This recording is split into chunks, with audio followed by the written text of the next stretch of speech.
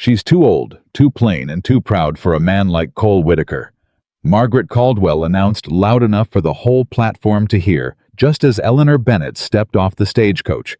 One small suitcase in her hand, dust on her boots, and her chin lifted like she'd heard every word. She had. Eleanor didn't flinch. She didn't look away. She found the woman's eyes held them for one long, quiet second, and walked straight past her without a single word. The silence she left behind was louder than anything Margaret could have said. If you're already hooked, subscribe to our channel and follow Eleanor's story all the way to the end, and drop a comment telling us what city you're watching from.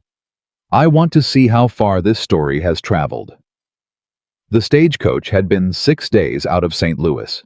Eleanor Bennett had spent most of those 6 days wedged between a traveling salesman who smelled of cheap tobacco and a young mother with twin boys who couldn't sit still for longer than 10 minutes.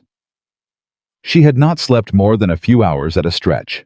She had eaten dry biscuits and jerked beef and drank water from a canteen that tasted faintly of rust. Her dress was wrinkled beyond saving. Her hair, which she had pinned up carefully at the start of the journey, had given up its arrangement somewhere around the Kansas border. She did not care about any of that. What she cared about was what waited at the end of the line. Willow Creek, Wyoming territory. Population just under 400. Home to Whitaker Ranch, the largest cattle operation in the Northern Territory. And home to Cole Whitaker, a man she had never met, whose letter had reached her 3 months ago through a matrimonial agency in St. Louis, and whose words had been so plain, so unadorned, so completely devoid of flattery, that she had read them 4 times before she understood they were actually a proposal. I need a wife who can work. I don't need pretty. I don't need young. I need someone with sense enough to help run a household and honest enough not to pretend she's something she's not. If that description fits you, write back. Eleanor had laughed out loud. Alone in her small boarding house room, she had sat on the edge of her narrow bed and laughed until her eyes were wet, not from sadness, but from the sheer strange relief of being wanted for something real. She wrote back the same evening. It fits me. I'm 31 years old. I've been called an old maid so many times I've started using it myself. I can manage accounts, organize a household, tend livestock, and cook a meal that won't kill you. I'm not pretty in the way men usually mean it, but I've been told I'm dependable, which I consider the better compliment. If that's what you need, I'm what you're looking for. Cole Whitaker's reply arrived 12 days later. It was 4 sentences long. Good. Come in April. I'll send train fare and stage money. Don't bring more than you can carry yourself. That was it. No poetry, no promises. No pretty words about destiny or fate, or God's plan bringing 2 souls together. Just 4 blunt sentences from a man who seemed to have no interest in wasting words on things that didn't matter. Eleanor had packed 1 suitcase. She had left St. Louis without telling most people where she was going. The ones she did tell had reacted with a predictable mixture of pity and alarm. Her landlady, Mrs. Potts, had grabbed both her hands at the door and looked at her with the expression people reserve for the terminally ill. Eleanor dear, a mail-order arrangement at your age. At my age, Eleanor had said pleasantly, I can make my own decisions without asking anyone's permission. Goodbye, Mrs. Potts. Her cousin Harriet had been worse. You don't even know what he looks like. He could be horrible. He could be cruel. He could be any number of things. Eleanor had agreed. So could I. That makes us equal. She had walked out before Harriet could find another objection. Now jolting through the last miles of Wyoming Territory Road, with dust coming through every gap in the stagecoach boards, Eleanor watched the landscape through the window and felt something she hadn't felt in years. Possibility, not hope. Hope was too fragile, too easily broken. She had stopped leaning on hope somewhere around her 27th birthday, when the 3rd man she had considered marrying had chosen a 19-year-old with a pretty smile and a wealthy father instead. Not bitterness either. She had burned through. Bitterness already used it up like firewood in a long winter. What she felt now was quieter than both of those things, steadier. I am going somewhere new. Whatever happens there, it will not be the same as what happened before. That alone is enough. The stagecoach lurched to a stop. Willow Creek, the driver called down from his box. End of the line. Eleanor was the last one off. She picked up her suitcase, straightened her spine, and stepped down onto the platform and walked directly into the collective stare of what appeared to be approximately half the town of Willow Creek. They were not subtle about it. A cluster of women near the church steps, several men leaning against the livery post, children peering around their mothers' skirts, and in the center of all of it, holding herself like she owned the platform, a woman in a wine-colored dress with jet buttons and hair that had clearly been arranged by someone who charged for the privilege. Margaret Caldwell. Eleanor didn't know the name yet, but she understood the type immediately. The kind of woman who decided what a town thought before the town had a chance to think for itself. Margaret looked her over from boot to hairpin, a slow, deliberate inspection that made no attempt to disguise what it was, and then turned to the woman beside her and spoke at a volume calculated to carry. She's too old, too plain, and too proud for a man like Cole Whitaker. The words landed clean and clear on the warm spring air. Eleanor heard every syllable. She stopped walking. She found Margaret Caldwell's eyes across the platform. Light gray eyes, pretty and cold as creek water in November. And she held them for exactly one long, unhurried second. Then she walked straight past her without a word. She heard the murmur that followed. She felt the eyes tracking her. She kept walking. If I stop to explain myself to every person who has already decided what I am, I'll spend the rest of my life standing still. She was 10 feet past the crowd when a voice cut through the noise, low, direct, no decoration on it. Miss Bennett? She turned. He was tall. That was the first thing she registered. Tall and lean, with the kind of build that came from decades of actual work, not performance. Dark hair with the first threads of gray at his temples. A jaw that looked like it had been cut rather than grown. He wore a plain brown coat, worn at the elbows, and boots that were clean but not new. Cole Whitaker was not a handsome man in any magazine sense of the word. He was weathered. His eyes were gray-green and slightly narrowed, as though he'd spent so many years reading distance that he'd forgotten how to look at something close. He was looking at her now, directly, without the pity or the amusement she'd seen on every other face on that platform. "That's me," Eleanor said. He nodded once. His eyes moved briefly to her suitcase, then back to her face. "That all you brought? You said don't bring more than I can carry." Something moved at the corner of his mouth, not quite a smile, more like the memory of one. "Wagons out front," he said. "We've got 2 hours of road before dark." He took her suitcase before she could object, not with any ceremony, just picked it up and turned toward the street as though the matter was settled. Eleanor followed him, and as she did, she heard Margaret Caldwell's voice floating after them like a scent. "That poor man.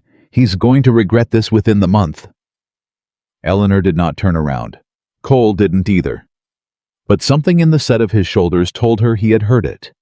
And something in the fact that he kept walking told her all she needed to know about how much weight he gave that woman's opinions. Good, Eleanor thought. We already have something in common. The wagon ride was mostly quiet. Eleanor had braced herself for the awkward performance of two strangers trying to seem comfortable with each other. The careful questions, the polite fictions, the exhausting work of pretending that sitting next to a person you'd never met and had agreed to marry wasn't wildly strange. Cole Whitaker apparently had no interest in that performance either. He drove. She sat beside him. The territory stretched out around them in every direction, huge and amber and indifferent, and the only sounds were the horse's hooves and the creak of the wagon, and somewhere in the distance, a hawk calling once and then going quiet. After about 20 minutes, Cole spoke. "You manage accounts, you said in your letter." "I did." "Double-entry ledger." "Yes. I worked for a dry goods business in St. Louis for 4 years. Before that, a grain merchant. I know my way around a set of books." He was quiet for a moment. "Ranch hands get paid every 2 weeks. Payroll's currently a mess. My foreman's good with cattle, not so good with numbers." "I can fix that." House needs work. Last woman who ran it left 3 years ago. What happened to her? She died. He said it without particular weight, but without coldness either. Just fact. My mother ran this place better than anyone I ever hired. After she was gone, I let some things slip. Eleanor looked at him. I'm sorry about your mother. He glanced at her briefly. She'd have liked you. It was such an unexpected thing to say that Eleanor had no immediate response. She turned it over in her mind while the road unrolled ahead of them. You don't know me well enough to know that, she finally said. She liked people who didn't make a fuss. He kept his eyes on the road. She'd have liked that you didn't say anything to Margaret Caldwell back there. I almost did. What stopped you? Eleanor considered the question honestly. I decided she wasn't worth the breath. This time Cole actually smiled, brief and crooked there, and gone like a match struck in wind. Yeah, he said. That's exactly what she would have said. They rode the rest of the way in silence, but it was a different quality of silence than before. Easier, more like two people thinking alongside each other than two strangers performing discomfort. Eleanor watched the land. She watched the way the light changed as the sun dropped. She watched a hawk, maybe the same hawk, riding the thermals above a long ridge to the west. By the time Whitaker Ranch came into view, she had already started making a list. Maid. The house was large and badly organized. That was Eleanor's assessment within the first hour of walking through it. The rooms were big, and the bones were good solid construction. Sound floors, windows that actually let in light. But 3 years of a man living alone in a space that had been designed for a family had left their mark. Supplies stored in the wrong places. Books mixed with equipment catalogs. A kitchen that had been rearranged by someone who cooked by necessity rather than by logic. She said none of this out loud. She simply walked through each room with her eyes open, making mental notes, watching how the household moved around her. The housekeeper, a stout German woman named Mrs. Gruber, who had clearly been hired for endurance rather than warmth, followed her with the expression of someone waiting to be criticized. Eleanor smiled at her. The kitchen gets good morning light, she said. Mrs. Gruber blinked. Yes, that's wonderful for baking. My old kitchen faced north. I never had enough light. Something in Mrs. Gruber's posture shifted almost imperceptibly, but Eleanor had spent 31 years learning to read small signals. I make good bread, Mrs. Gruber said carefully. I'd love to learn your method, Eleanor said, if you're willing to teach me. By the time Cole knocked on the kitchen door frame to say supper was ready, Mrs. Gruber was showing Eleanor where the good flour was kept and explaining in detail her mother's recipe for black bread. Cole looked at the two of them standing side by side over the flour barrel and said nothing. But Eleanor caught something in his expression, brief, unguarded, that looked almost like relief. Supper was served in the kitchen. Just the two of them, Mrs. Gruber having gone home to her own house nearby. Cole ate with the focused efficiency of a man who had spent too many years eating alone to remember that meals could be social occasions. Eleanor ate with genuine appetite. She was hungry. It had been a long day, and Mrs. Gruber's chicken was excellent. Tell me about the ranch, Eleanor said when the silence had stretched long enough that it had stopped being comfortable and started being avoidance. Cole looked up from his plate. What do you want to know? Everything. Start with the numbers. How many head of cattle, how many employees, what your quarterly revenue looks like, and what your biggest operating cost is. He stared at her. What? She said. Most people who ask about the ranch want to know about the land, the history, how long the Whitakers have been here. Those are interesting things, Eleanor agreed. But they don't tell me if this place is going to be financially solvent in 5 years. The numbers do. Cole set down his fork. He looked at her with that slightly narrowed gaze, the one that seemed built for reading distance, and Eleanor had the distinct impression that he was recalibrating something. 1,800 head, he said. 32 full-time hands. Seasonal workers during roundup, usually another 20. Revenue was good last 3 years, but costs have been climbing. What kind of costs? Feed mainly. And I've been losing cattle to sickness more than I should be. Doc Paris thinks it's something in the south water supply, but I haven't had time to investigate properly. What does the supply contract look like for feed? 3-year contract with a merchant in Cheyenne, renews in September. Can I see the terms? He looked at her again. Tonight? Tomorrow is fine. You're not tired. I am tired, Eleanor said. But I'd like to know what I'm working with before I start working with it, if that's all right with you. Cole picked up his fork again. A pause. Then, I'll pull the ledgers in the morning. Thank you. They finished supper, in the more comfortable silence. Eleanor cleared the plates without being asked. Cole watched her do it with the look of a man who had not had someone do that in a long time, and wasn't sure how to feel about it. You don't have to do that, he said. That's what I pay Mrs. Gruber for. Mrs. Gruber is home, Eleanor said pleasantly. And I needed to know where the dishes go. She found where the dishes went. She filed the information away alongside the flour barrel and the kitchen light and the tension in the south pasture water supply. I am going to need to know this place completely, she thought. And knowing a place means starting with the small things. She was wrong about one thing. She had expected the ranch hands to ignore her, the way working men generally ignored women who were neither their wives nor their employers. They did not ignore her. They watched her, constantly, with the specific wariness of people who had already decided she was temporary and were waiting for her to confirm it by leaving. She had been at Whitaker Ranch for 4 days when she overheard 2 of them talking near the barn. She hadn't meant to overhear. She had come to look at the water trough situation Cole had described. She was trying to understand whether the contamination issue might be coming from an upstream source, and the 2 hands young men who clearly hadn't heard her approach were talking in the direct way that people talk when they think no one important is listening.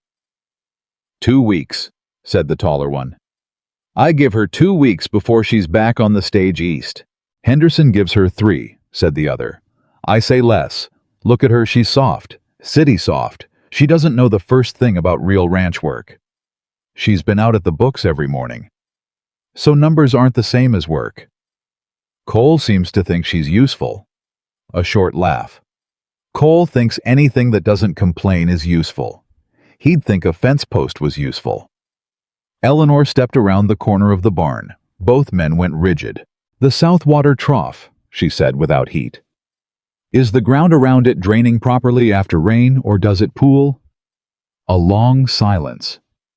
Ma'am, said the taller one. Pooling water near a trough can introduce contamination from the soil surface. I'm trying to determine whether that might be contributing to the cattle sickness. Does water pool there after rain? The 2 men exchanged a look. Yes, ma'am, the shorter one said finally. Has done for the past 2 years, after we moved the fence line. Thank you. She turned to go, then stopped.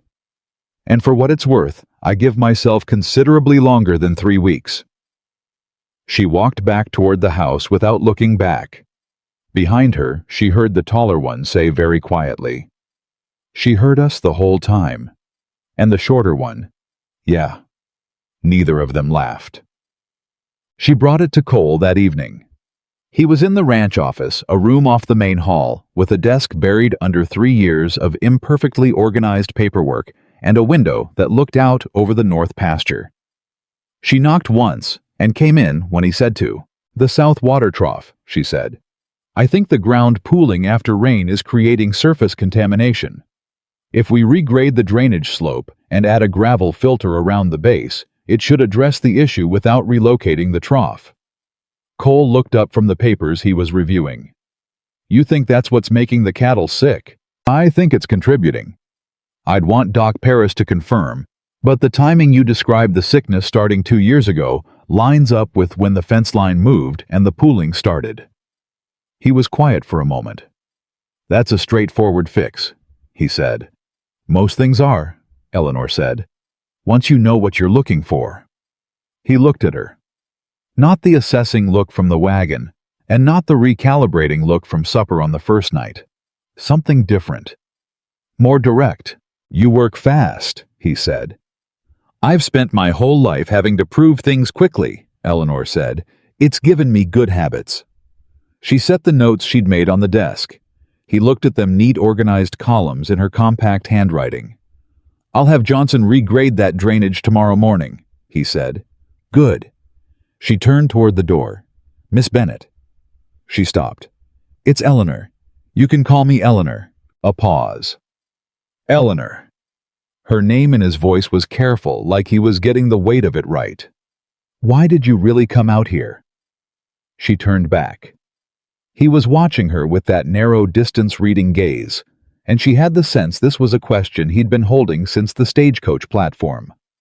She could have given him the careful answer, the diplomatic answer, the answer that sounded good and protected the parts of herself that were still healing. Instead, she gave him the true one. "Because every place I'd ever been, I was already something before I arrived. Already too old, already too plain, already too independent, already not quite what anyone wanted. I thought if I went somewhere far enough away, I might get to arrive as just a person, before anyone decided what I was." Cole was quiet for a long moment. "Did it work?" he said. She thought about the platform, about Margaret Caldwell's voice, about two ranch hands giving her weeks. "Not entirely," she said. "But I think it might." She left him with that. In the hallway outside the office, she stood still for a moment with her back against the wall and exhaled slowly. Her heart was beating faster than she wanted. Not from fear, from something else. Something she didn't have a word for yet.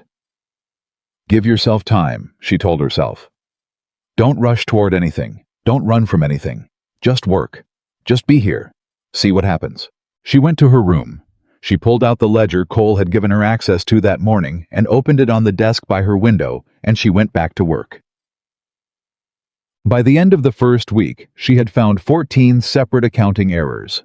Not fraudulent ones, just the natural accumulation of a busy man trying to run a large operation without the administrative support it needed. Small misfiled entries, supply invoices charged to the wrong accounts, payments that had been made but not properly recorded, which made the cash position look worse than it actually was. She fixed them one by one, quietly, without announcing it. When she set the corrected ledger on Cole's desk on Friday evening, he sat down with it and spent nearly an hour going through it page by page. She sat in the chair across the desk and waited, watching his face. He went through it page by page. She watched his expression change from concentration to surprise, to something that looked briefly like embarrassment. "I had no idea the books were this far off," he said finally. "They weren't badly maintained," Eleanor said carefully. "They were maintained by someone who was doing 3 other jobs at the same time.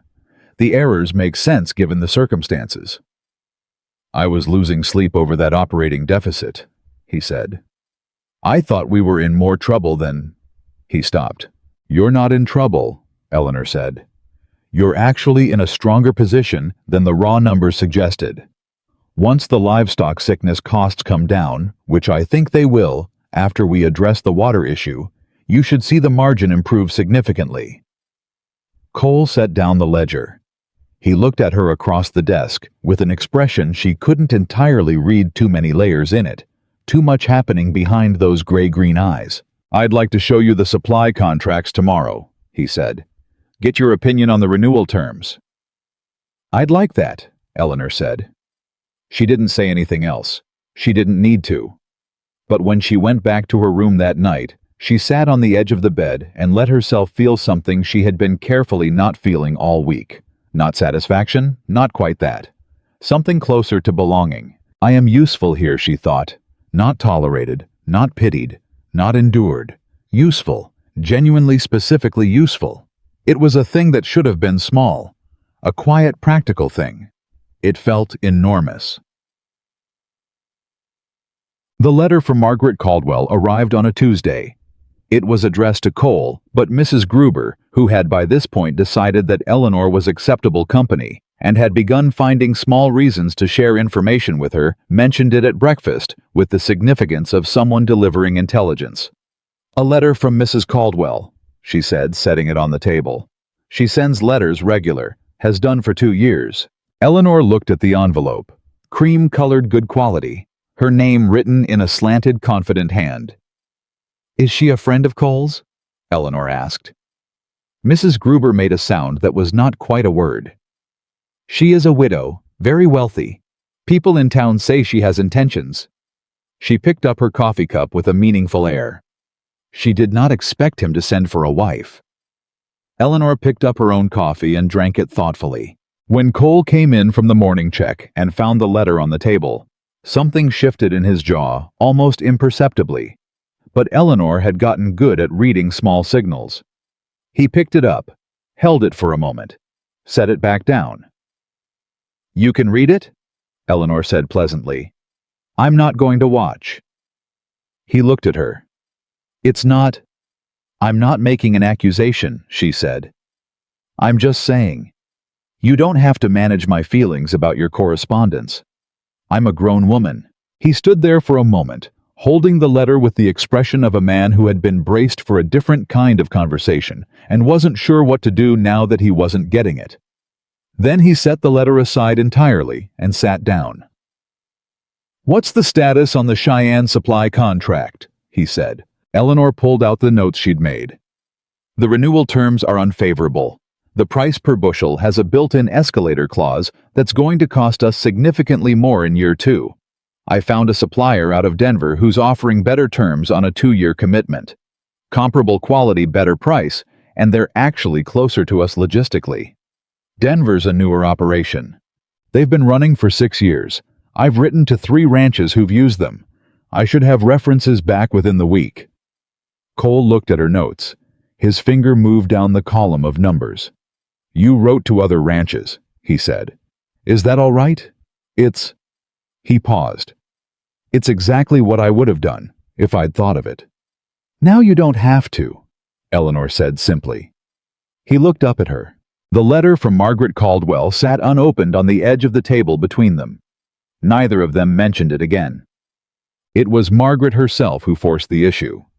She arrived at Whitaker Ranch on a Wednesday afternoon unannounced, which Eleanor would later understand was entirely intentional, driving her own buggy with the confidence of someone who had always considered this road hers to travel. Eleanor was in the kitchen going over invoices with Mrs. Gruber when she heard the buggy in the yard. She looked up. Mrs. Gruber looked at the window and then at Eleanor with an expression that said everything. Should I tell her Mr. Whitaker is out? Mrs. Gruber said. Is he out? He is at the north fence until 4. Eleanor set down her pen. Then we tell her the truth, she said, and went to the door. Margaret Caldwell on a front porch was a different proposition from Margaret Caldwell on a stagecoach platform.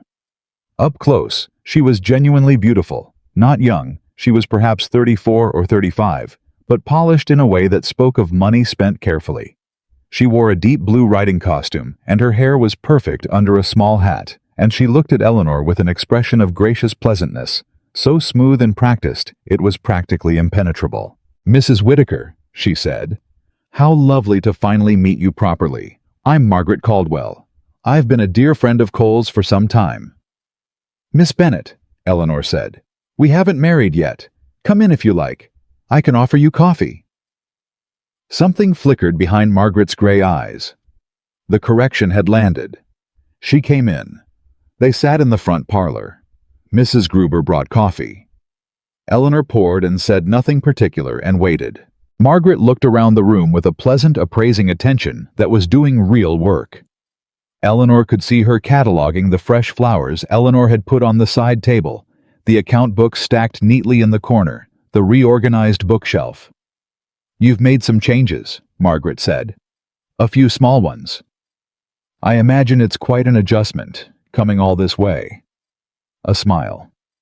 To a place you've never been for a man you've never met. It was, Eleanor agreed. But I find Wyoming suits me. Margaret turned the full warmth of her attention on Eleanor. You know, I think it's admirable, what you've done. Really, I do. Not everyone would have the courage, I suppose, to arrive in a place where everyone knows you came here because no one else would have you. The words were beautiful. Wrapped in silk, every one of them. Everyone. Eleanor picked up her coffee cup. She held it in both hands. She let the silence sit for exactly 3 seconds. "That's a kind thing to say," she said, "if you mean it charitably. Though I notice it assumes that you know more about my circumstances than you do." Margaret blinked. The pleasantness didn't crack, she was too skilled for that, but it shifted slightly. "I only meant—" "I know what you meant," Eleanor said. "And you're not wrong that people have said I'm too old and too plain to be easily married. That's true. It's been said quite a lot." She set down her cup. "But I didn't come to Wyoming because no one else would have me. I came because the man who wrote to me was honest, and I hadn't met very many honest men, and I decided that was worth more than geography." A pause. "Cole Whitaker is a good man," Margaret said, and now there was something real under the pleasantness, something stung and genuine. "I know he is," Eleanor said. "That's why I'm here." The two women looked at each other across the coffee table. Margaret was the first to look away. She left shortly afterwards, citing another engagement. Eleanor walked her to the door and saw her off with complete cordiality, because there was no reason to be unkind to a woman who was simply losing something she had expected to have. She went back to the kitchen and picked up her pen and went back to the invoices. Mrs. Gruber, who had apparently been listening from the hallway, appeared in the doorway with an expression that was as close to admiration as her face seemed capable of producing.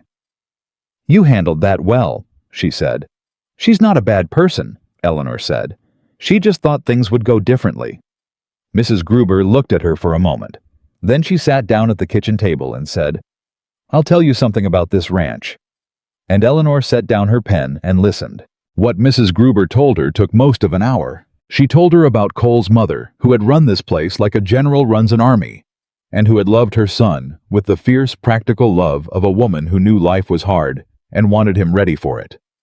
She told her about the woman Cole had almost married 7 years ago, a woman from Cheyenne named Patricia, beautiful and charming, and utterly uninterested in ranch life, who had left after 4 months and taken a significant portion of Cole's belief in his own judgment with her. She told her about the years since, when Cole had run the ranch with increasing efficiency and increasing isolation, adding acres and cattle, and never once adding anyone he allowed to matter. "He does not trust easily," Mrs. Gruber said.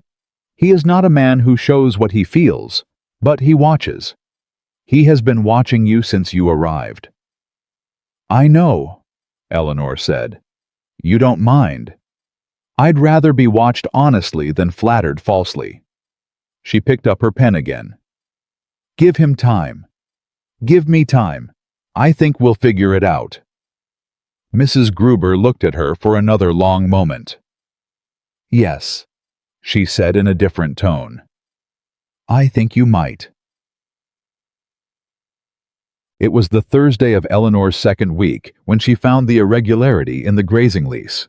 She had been going through the land records at Cole's request. He wanted to understand his full legal position on the western parcels before the spring roundup, and she had almost passed it by because it was buried in a subclause of a subclause written in the kind of legal language designed to be read past rather than read carefully.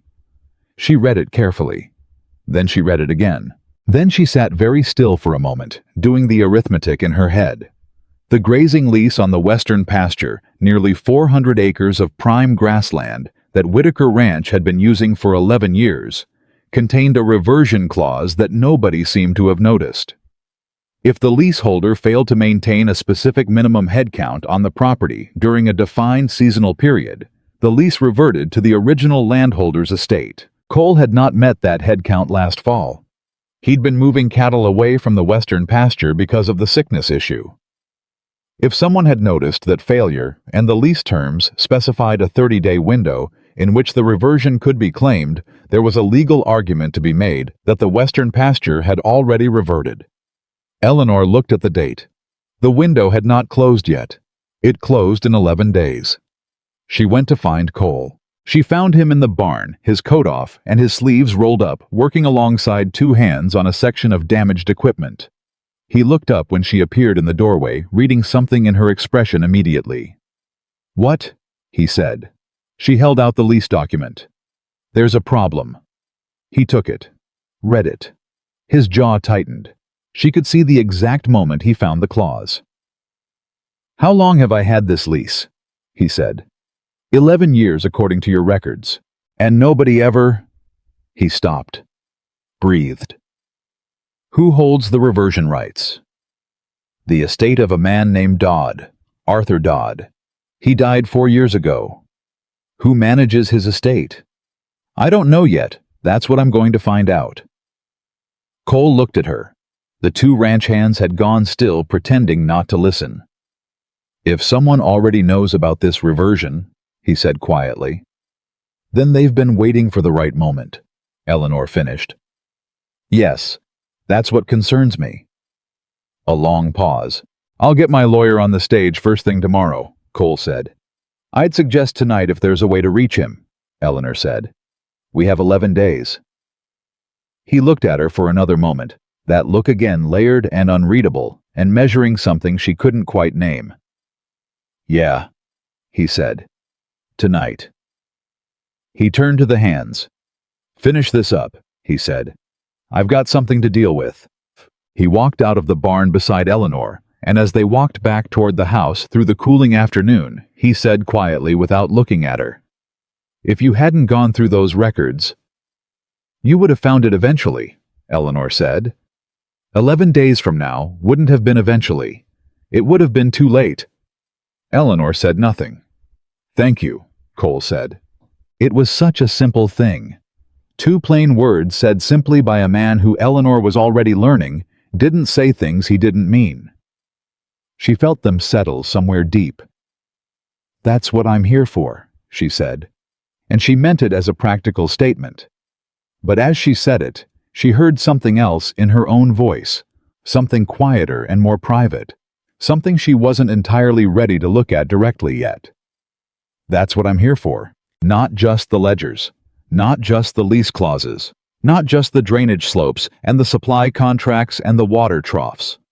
Here, in this specific place beside this specific man, on this specific piece of Wyoming land, where the sky was enormous and the work was real, and nobody so far had told her she was too much or not enough. She was here. And whatever was coming from Margaret Caldwell, or reversion clauses or towns that had already decided who she was not leaving." The sun went down over Whitaker Ranch in long gold sheets, and Eleanor Bennett walked back toward the house with her notes under her arm and a feeling in her chest that she hadn't felt in so long she'd almost forgotten its name. She was exactly where she was supposed to be. End of Part 1. Part 2. Lưu ý viết 4.500 đến 5.500 từ liên kết liền mạch với các phần trước trong câu chuyện pha hội thoại, tạo thành một câu chuyện liền mạch khi ghép lại. Mỗi phần liền mạch với phần trước không giới thiệu lại câu chuyện ở đầu phần mới. Liên kết các phần của câu chuyện một cách liền mạch. Sử dụng câu chuyện tiếp giữa các phần. Duy trì chủ đề.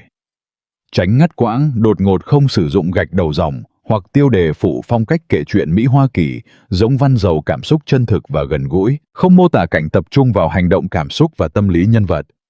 Viết phần 2 đạt điểm 10 trên 10 và bổ sung tiết tấu câu chuyện nhanh, sửa lời ai ai kể theo ngôi thứ 3, tăng độ kịch tính, không viết lân mạn, kết thúc phần không giới thiệu phần sau. Lưu ý trả lời trong mục tin nhắn không nhảy sang mức document mới 2 đến 3 phút. Cần có mini climax và đặt 10 đến 15. Mini climax mỗi phần cứ 10 đến 12 phút. Có một twist lớn sâu sắc, đan xen mini cliffhanger mạnh hơn. Tăng tính tự nhiên cho phản ứng của các nhân vật, thêm nhịp điệu, kịch tính thực tế và gần gũi. Mỗi 8 đến 10 phút cần có móc giữ chân khán giả. Lưu ý không mô tả cảnh và chỉ cần viết nội dung và viết đúng lệnh cho tôi. Show more. Part 2. Cole's lawyer arrived on the 7 o'clock stage. His name was Gerald Fitch, a compact, serious man in his late 40s who had handled Whitaker Ranch legal matters for 9 years, and who showed up at the front door with his briefcase and his hat in his hand, and the particular expression of a man who had been pulled away from supper and was too professional to say so. Eleanor had the lease document waiting on the desk, along with her handwritten notes breaking down the reversion clause, the relevant dates, and a timeline of Cole's cattle movements in the western pasture over the past 18 months. She'd spent 2 hours on it after supper, while Cole sent the telegram to Fitch's office. Fitch sat down, put on his reading glasses, and went through it. The room was quiet. Cole stood near the window with his arms crossed. Eleanor sat in the chair across the desk, hands folded, watching Fitch read. Fitch set down the document. "How did you find this?" he said. "I was reviewing the land records," Eleanor said. "I nearly missed it. The clause is buried in a paragraph that reads like standard boilerplate, unless you're paying close attention to the numerical terms." Fitch looked at her over his glasses.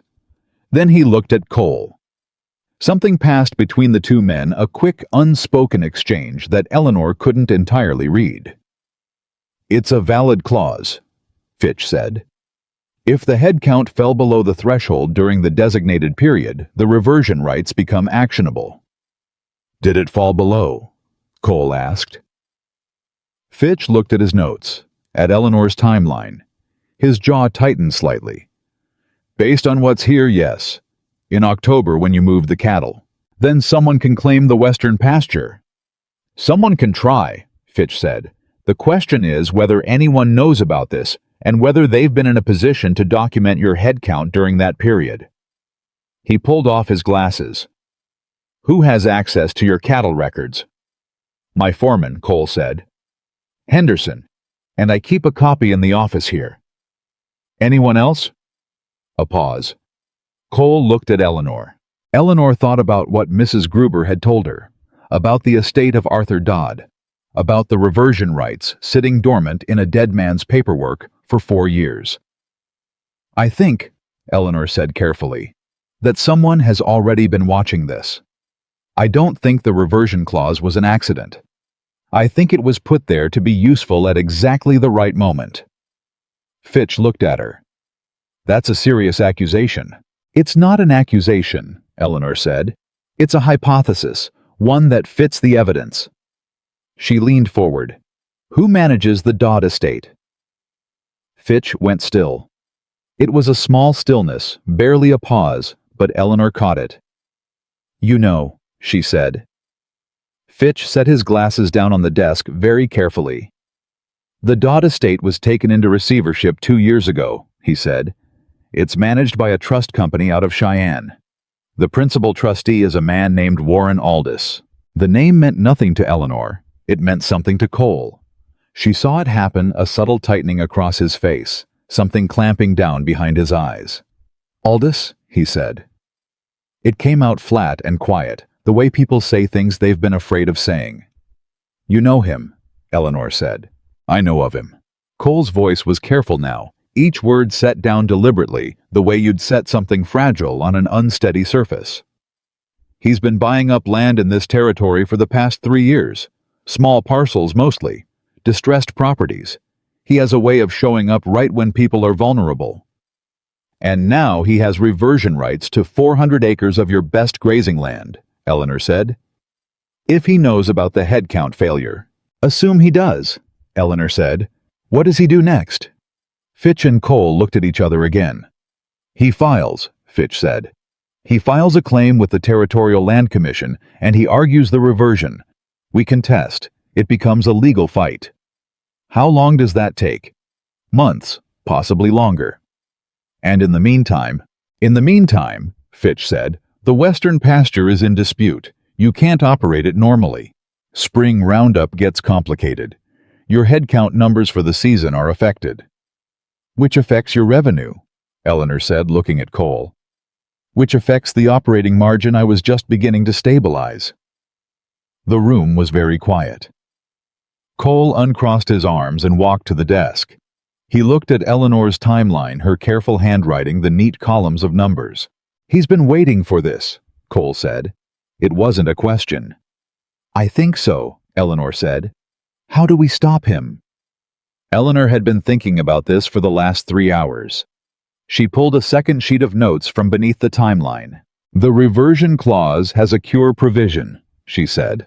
"I almost missed it. It's 2 sentences at the bottom of the next page, and the language is designed to be overlooked. But it's there. If the leaseholder can demonstrate that the headcount failure was caused by documented circumstances beyond his control, disease mitigation, for example, and can restore compliance within the cure period, The reversion right becomes void. Fitch grabbed the document again, flipping pages. Eleanor waited. She watched his eyes move across the page, slow down, stop. "She's right," Fitch said quietly. "There is a cure provision." "How long is the cure period?" Cole asked. 30 days from the date the reversion right becomes actionable, Fitch said. He looked at Eleanor. "When do you calculate the right became actionable?" "October 17th, Eleanor said, "based on the head count records." "That means the cure period." "Closed in November," Cole said flatly. "Yes?" Eleanor said. "Technically."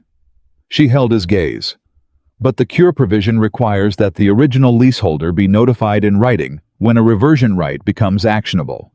That notice has to be sent within 10 days of the event, or the clock on the cure period doesn't start." Fitch was ahead of her now. His glasses were back on, and he was moving through the document with the focused energy of a man who had just seen something important.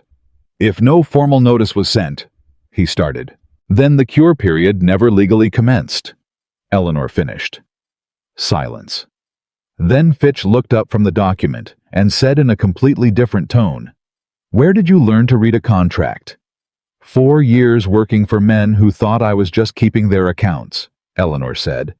"I read everything on the desk. It seemed useful." Cole was looking at her with an expression she hadn't seen on him before. It wasn't surprise exactly. She had the feeling he'd run out of being surprised by her somewhere around day 4. It was something quieter, more internal, like a man revising something he'd believed about the world for a long time. "Can we verify that no notice was sent?" he said, pulling his attention back to Fitch. "I can check the territorial records," Fitch said. "If Aldous filed notice, it would have to appear in the county record. If it doesn't appear there, then the cure period is still open," Eleanor said. "Then the cure period is still open," Fitch confirmed. He stood up, gathering his papers with brisk efficiency. "I'll be in Cheyenne on the first stage tomorrow morning." "Do it quietly," Cole said. "If Aldous knows we found the cure provision, he'll move faster," Fitch agreed. "I understand." He paused at the door, looking back at Eleanor. "Miss Bennett."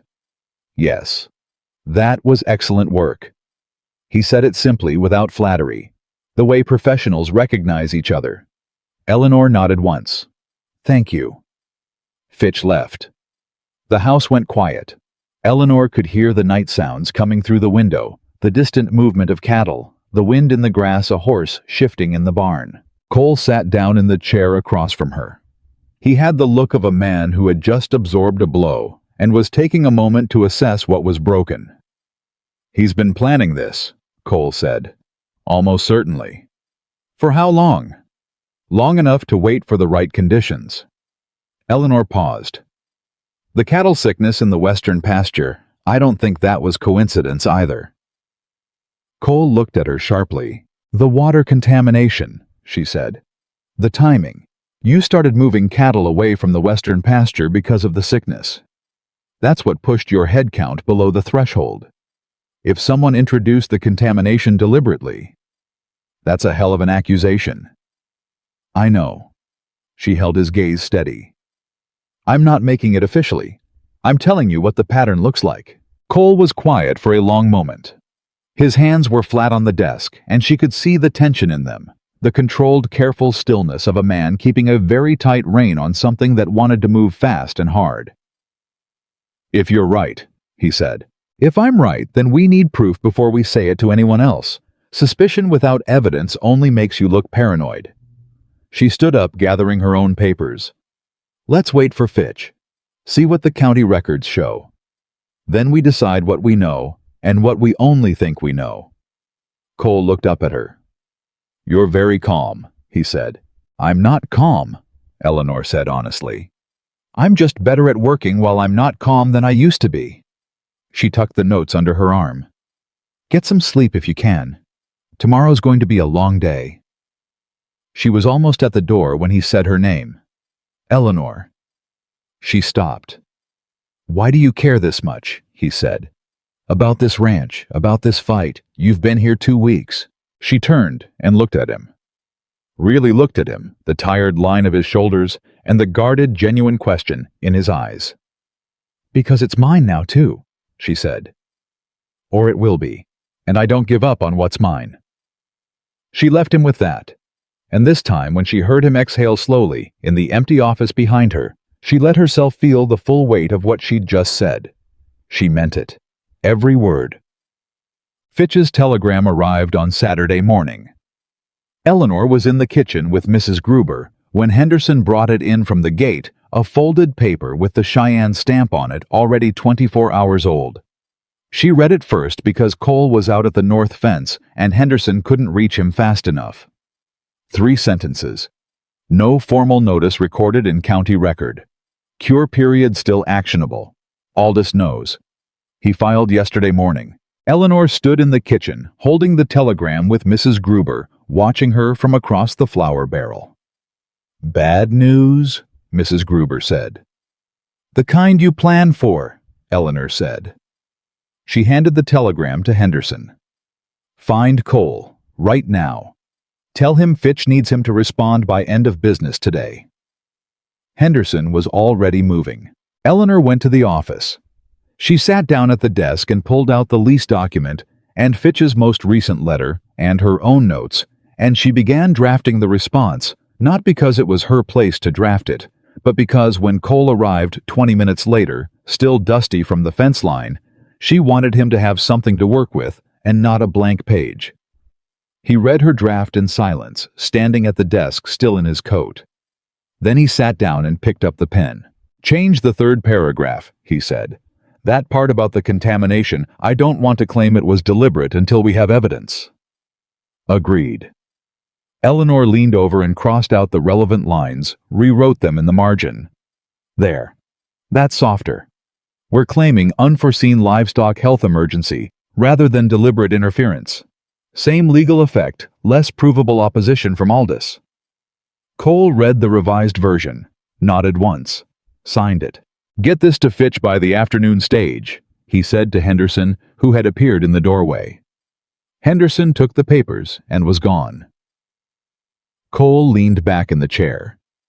He looked at Eleanor with an expression she'd come to recognize, the one he wore when he was working out something that had no clean resolution. "He knows we know," Cole said. "What does he do now?"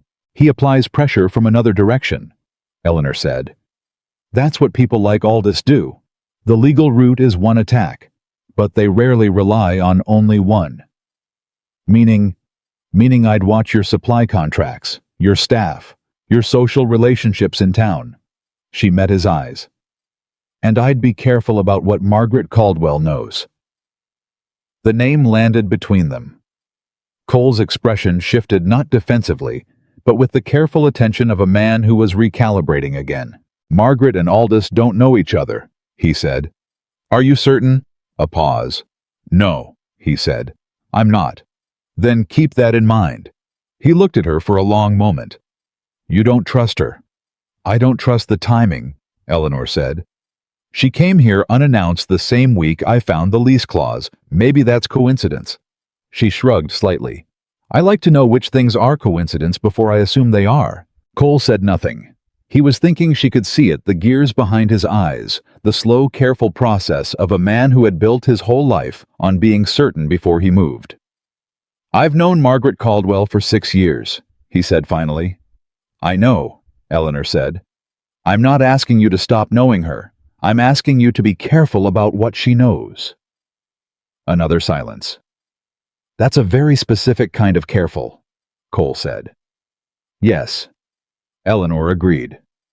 "It is." He didn't argue. That told her more than agreement would have. The attack from another direction came sooner than Eleanor expected. It came on Monday, and it didn't come from Aldous or from Margaret. It came from Eleanor's own past. A man named Gerald Horn arrived in Willow Creek on the Monday stage. Eleanor didn't know he was there until she walked into Whitaker's general store with Mrs. Gruber and saw him standing at the counter, broad-shouldered, well-dressed, the kind of man who looked like success, and spent considerable effort making sure of it. He turned around when she came in. His expression did something complicated. "Eleanor," he said. She felt the air go out of the room. Not from fear, she'd run out of fear where Gerald Horne was concerned a long time ago. From the specific weariness of encountering a thing you thought you'd left behind and finding it had followed you anyway. "Gerald," she said. Mrs. Gruber beside her went very still, in the way of a woman who understood immediately that this was important. Gerald Horne smiled. It was the same smile Eleanor remembered, beautiful, practice designed to be the last word in any room. "I heard you'd come out west," he said. "I had business in Cheyenne. Thought I'd come see how you were getting on." "I'm getting on very well," Eleanor said. "Thank you for asking." "Married a rancher." He made it sound like an anecdote fondly told, slightly unbelievable. "I have to say, Eleanor, when they told me who you'd taken up with—" "I'd be careful how you finish that sentence," Eleanor said. He stopped, reassessed. Gerald Horne was not a stupid man. He had always been very good at understanding exactly how far he could push. "I just mean it's unexpected," he said with a slightly different smile. "You always said you'd never leave St. Louis. People change their minds." She picked up the items she'd come for from the counter display thread, a new ledger, 2 boxes of tacks, and set them down for tallying. "Are you passing through, Gerald, or staying?" "A few days, I think." His eyes moved over her with the particular assessment of a man who had once decided she wasn't worth keeping and was now reconsidering his math. "Maybe longer, depending on how things go." Eleanor paid for her items, picked up her parcel. "Enjoy Willow Creek," she said. "It's a lovely town." She walked out. On the boardwalk, Mrs. Gruber matched her pace and said nothing for half a block. Then, "Who was that man?" "Someone I used to know in St. Louis," Eleanor said. "He was looking at you." "He has a habit of looking at things he's already decided he doesn't want, and then changing his mind when someone else shows interest." Mrs. Gruber considered this. "He came a long way just to look at you." "Yes," Eleanor said. "He did." She thought about that for the rest of the walk back to the ranch. Gerald Horne didn't travel on sentiment. He traveled on interest, financial interest, social interest, the interest of a man who kept very careful track of what he believed was owed to him. "Why are you here, Gerald?" she thought. "And who told you where to find me?" By the time she reached the ranch house, she had an answer she didn't like. "Bad," she told Cole that evening. She told him plainly who Gerald Horne was, what they had been to each other in St. Louis, what she knew about his habits and his motivations, and the way he moved toward things he wanted. Cole listened. He sat across the kitchen table with his coffee going cold and his face very still, and he listened to all of it without interrupting. When she finished, he said, "He worked for a land investment company in St. Louis." "Yes." "What company?" Eleanor looked at him. "I don't know. I never asked. I didn't know him in a professional capacity." A pause. "What capacity?" She held his gaze. "He was someone I thought I might marry 3 years ago. He chose differently." Cole's jaw moved slightly. "He chose wrong," he said. It came out flat and certain without decoration. He said it the way he would say that a fence post was set wrong or a supply contract was unfavorable, as simple fact, not consolation. Eleanor felt something catch in her throat. She pushed it down. "The question is what he's doing here now, whether it's connected to Aldous." "It's connected," Cole said. He stood up. "I want to know what land company he works for. I'm going to wire Fitch tonight." "Cole." He stopped. "If it is connected," Eleanor said carefully, "then Aldous sent him, or found him, knowing our—" She paused on the word, "knowing our history," thinking he could use it. Cole looked at her. Something moved behind his eyes, something protective and quietly furious that he was holding with both hands. "Use it how?" he said. "To create a story," Eleanor said. "That I came here for reasons other than a clean start. That I was sent. That I'm not who I say I am." She kept her voice steady. "A woman's character is easy to question. It's a common enough tactic." The quiet in the room had weight to it. "Is there anything," Cole said slowly, deliberately, "that Horn could truthfully say about you that would make me change my assessment of you?" Eleanor thought about it honestly. "I don't believe so." "Then he's got nothing that matters," Cole said. "Whatever story he tries to tell." "Stories don't have to be true to do damage," Eleanor said. "They just have to be told." Cole picked up his coffee cup, looked at it, set it back down. "I've been dealing with other people's stories about me since I was 23 years old," he said. "I'm still here. My ranch is still here." He looked at her directly. "You're still here." The simplicity of it, the plain, unadorned certainty, did something to Eleanor's chest that she had no immediate defense against. "Yes," she said, "I am." Fitch's reply to the wire about Gerald Horn's St. Louis employer came back in 48 hours. Eleanor was in the office with Cole when Henderson brought it in. Cole read it. His expression didn't change exactly, but something behind it went cold and very focused. He handed it to Eleanor. She read Gerald Horn, associate at Meridian Land Investment, St. Louis. Meridian Land is a subsidiary of Aldous Holdings, registered Cheyenne. Have confirmed connection. Advise caution on all fronts. Eleanor set the telegram down. "There it is," she said. "He didn't come here for you," Cole said. "He came here to be seen with you." "To create the impression of a connection," Eleanor agreed. "Something Aldous could use to suggest my motives for being here are not what they appear." "He's building a case for the Land Commission," Cole said. "Not just the legal reversion argument. He wants to suggest the whole situation is compromised, that I was manipulated into missing that head count by a woman who was placed here to distract you." The ugliness of it sat between them. Cole's voice, when he spoke, was very quiet. "He found the one person who could walk into your past and make it look like a transaction." "It's clever," Eleanor said. She was surprised by how steady her own voice was. "I'll give him that." "It's not going to work. Not if we act first." She leaned forward. "We need to file the cure compliance before Aldous can introduce the character argument. Get the livestock documentation to Fitch immediately. Everything that shows the cattle movement was a health response, not negligence. If we establish the factual record first, his narrative doesn't have solid ground to stand on. Can you pull all of that together? By tomorrow morning." Cole looked at her. "Eleanor." A pause, long enough that she looked up from the papers. "I'm sorry he came here. I'm sorry he thought your past was something to be used." The words were simple, completely unperformed. Said the way Cole said everything that mattered quietly, directly, without any extra weight put on them to make them seem more important than they already were. Eleanor felt them the whole way down. "I'm not sorry," she said, surprising herself slightly with the truth of it. "If he hadn't come, we wouldn't have known about the Meridian connection. Now we do. That's useful."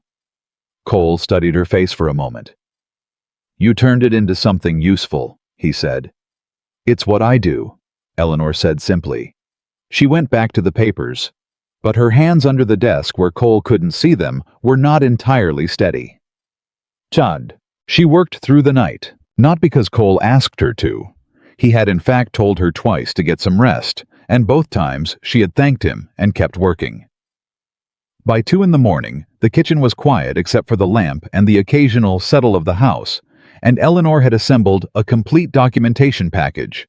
Cattle movement records, the veterinary report from Doc Paris correspondence about the water contamination, the corrected ledger entries showing the western pasture costs, everything organized and cross-referenced and ready for Fitch to take to the Territorial Land Commission.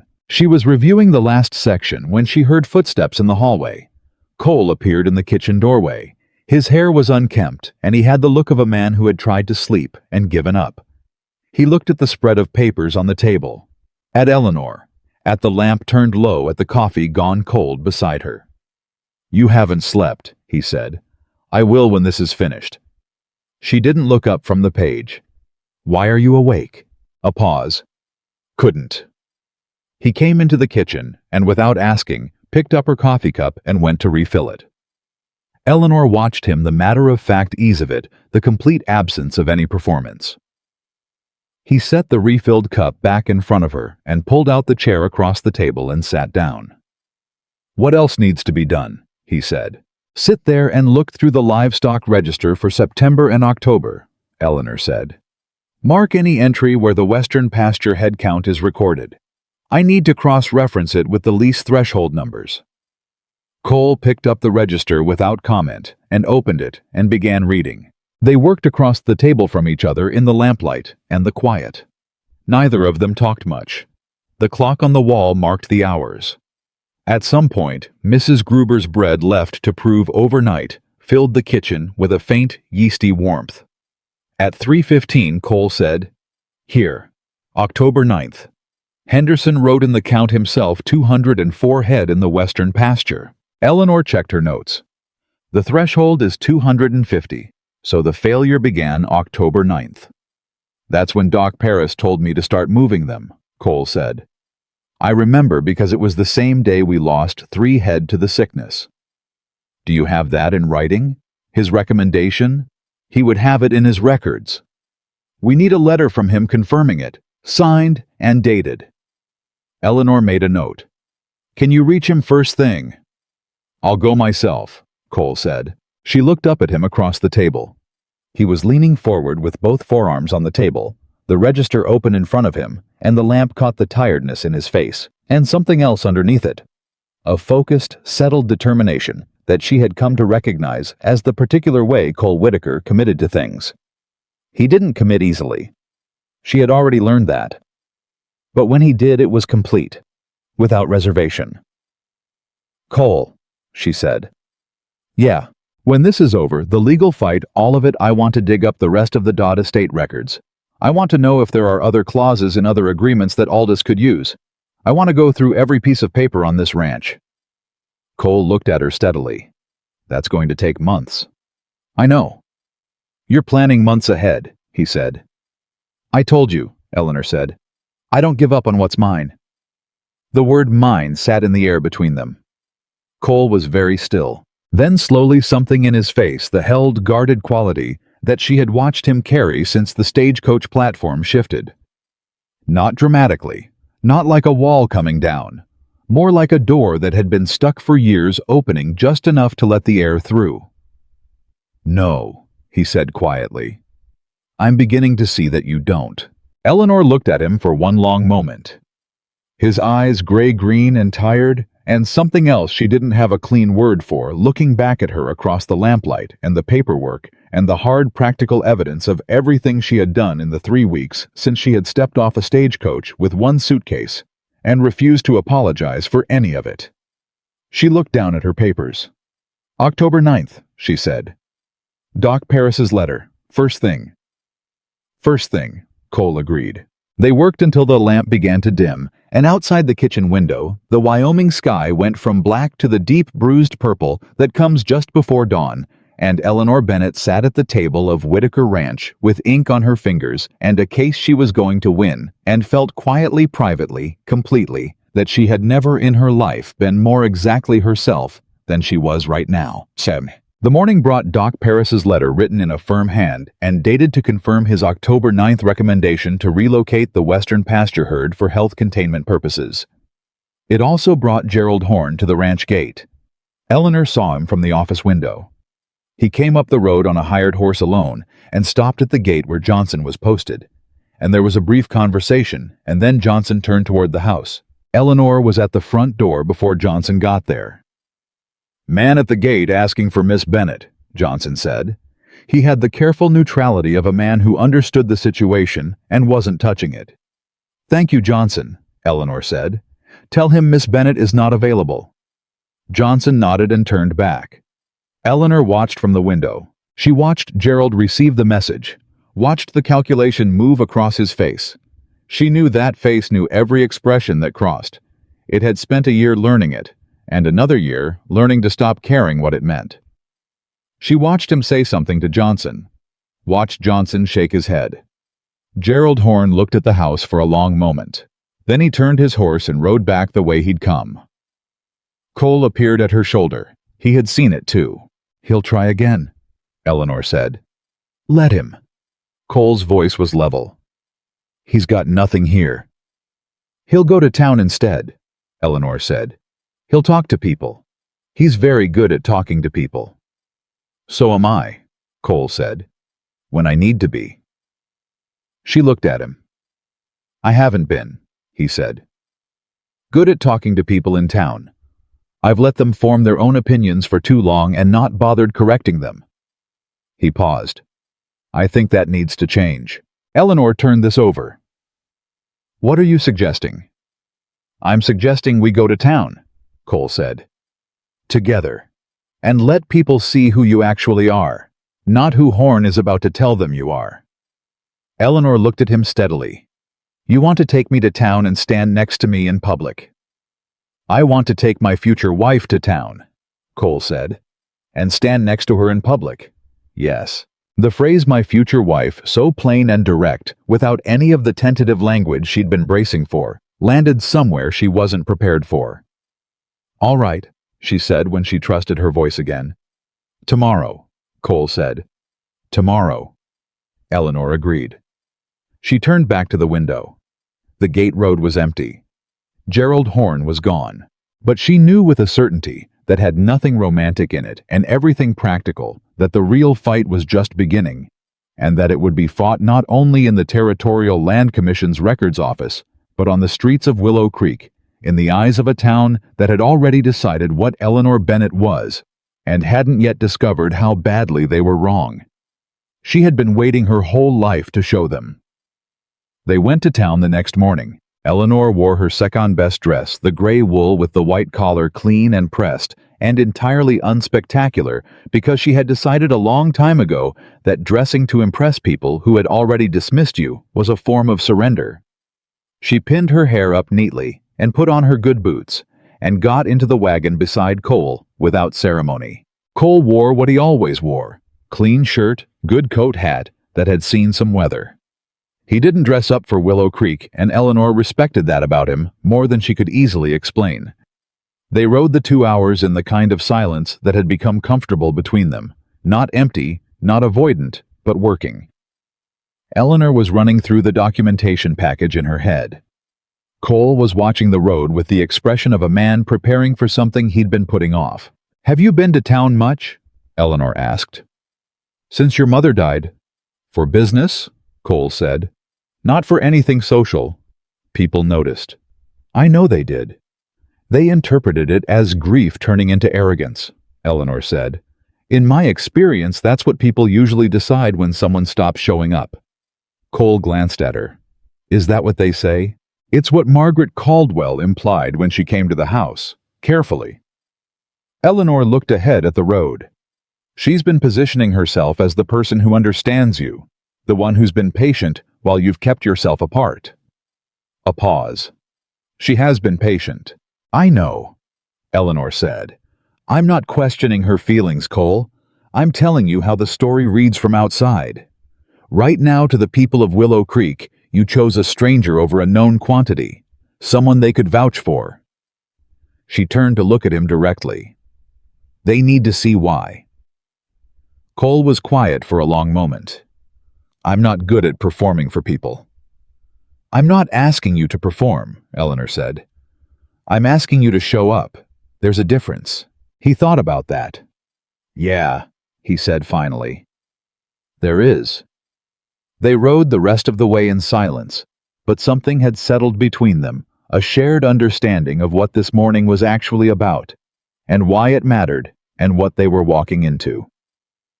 Willow Creek on a Thursday morning was as busy as it ever got. Eleanor felt the shift in attention the moment the wagon rolled down the main street. It wasn't dramatic, no one stopped walking or pointed. But the glances came quick and assessing the way small-town eyes always moved when something worth noting arrived. She felt them track from Cole to her and back again, recalibrating against whatever Gerald Horn had been saying for the past 2 days, because she had no doubt he had been saying something. Cole tied the wagon in front of the general store, and came around to help her down. He did it naturally without performance, his hand steady under her elbow, and Eleanor took note of the fact that several women near the dry goods display saw it. "Fitch's office first," Cole said. "Yes. Then the feed merchant. I want to talk to the Denver supplier's local agent if there is one." She kept her voice practical and even. "And I'd like to stop at the schoolhouse." Cole looked at her. The schoolhouse. "I've been thinking about the children in the worker families on the ranch," Eleanor said. "How far they travel for school. I want to understand what the situation is." He studied her face. "That's not about Aldous." "No," Eleanor agreed. "It's not." He said nothing, but something around his eyes changed slightly, that infinitesimal softening she'd learned to read. They crossed the street together, and Eleanor kept her chin up and her stride even, and she noticed every face that turned toward them and made a mental note of what each one carried. Curiosity, judgment, wariness, and in a few, just a few, but they were there something more open. Something that wanted to be told a different story than the one it had already heard. Those were the faces she was here for. They were coming out of Fitch's office 40 minutes later. Fitch had handed over the formal filing confirmation, the Land Commission had received their cure compliance documentation, and Aldis's claim was now officially contested when Eleanor nearly walked into Margaret Caldwell on the boardwalk. It was not accidental. Eleanor could see that immediately. Margaret had positioned herself with the particular precision of a woman who had timed her approach to the second. She looked beautiful. She always looked beautiful. And today, there was something different in her expression. Not the gracious pleasantness of her visit to the ranch, but something more open and more painful, as though she had decided to stop performing and try something more dangerous. "Cole," she said. "Margaret." His voice was not unkind, just measured. Margaret looked at Eleanor. "Miss Bennett, I heard you've been helping Cole with the ranch business." "Eleanor has been invaluable," Cole said. He said it plainly before Eleanor could respond. And the plainness of it, no qualification, no hedge, made Margaret's composure flicker. "I'm glad to hear it," Margaret said, and Eleanor could hear the genuine effort it cost her to mean it. "Cole." She turned back to him. "I need to tell you something, about Gerald Horn." Cole went very still. "He came to see me yesterday," Margaret said. "He told me things about Miss Bennett, about why she came here." She paused, and Eleanor watched the conflict move across her face, a real conflict not performed.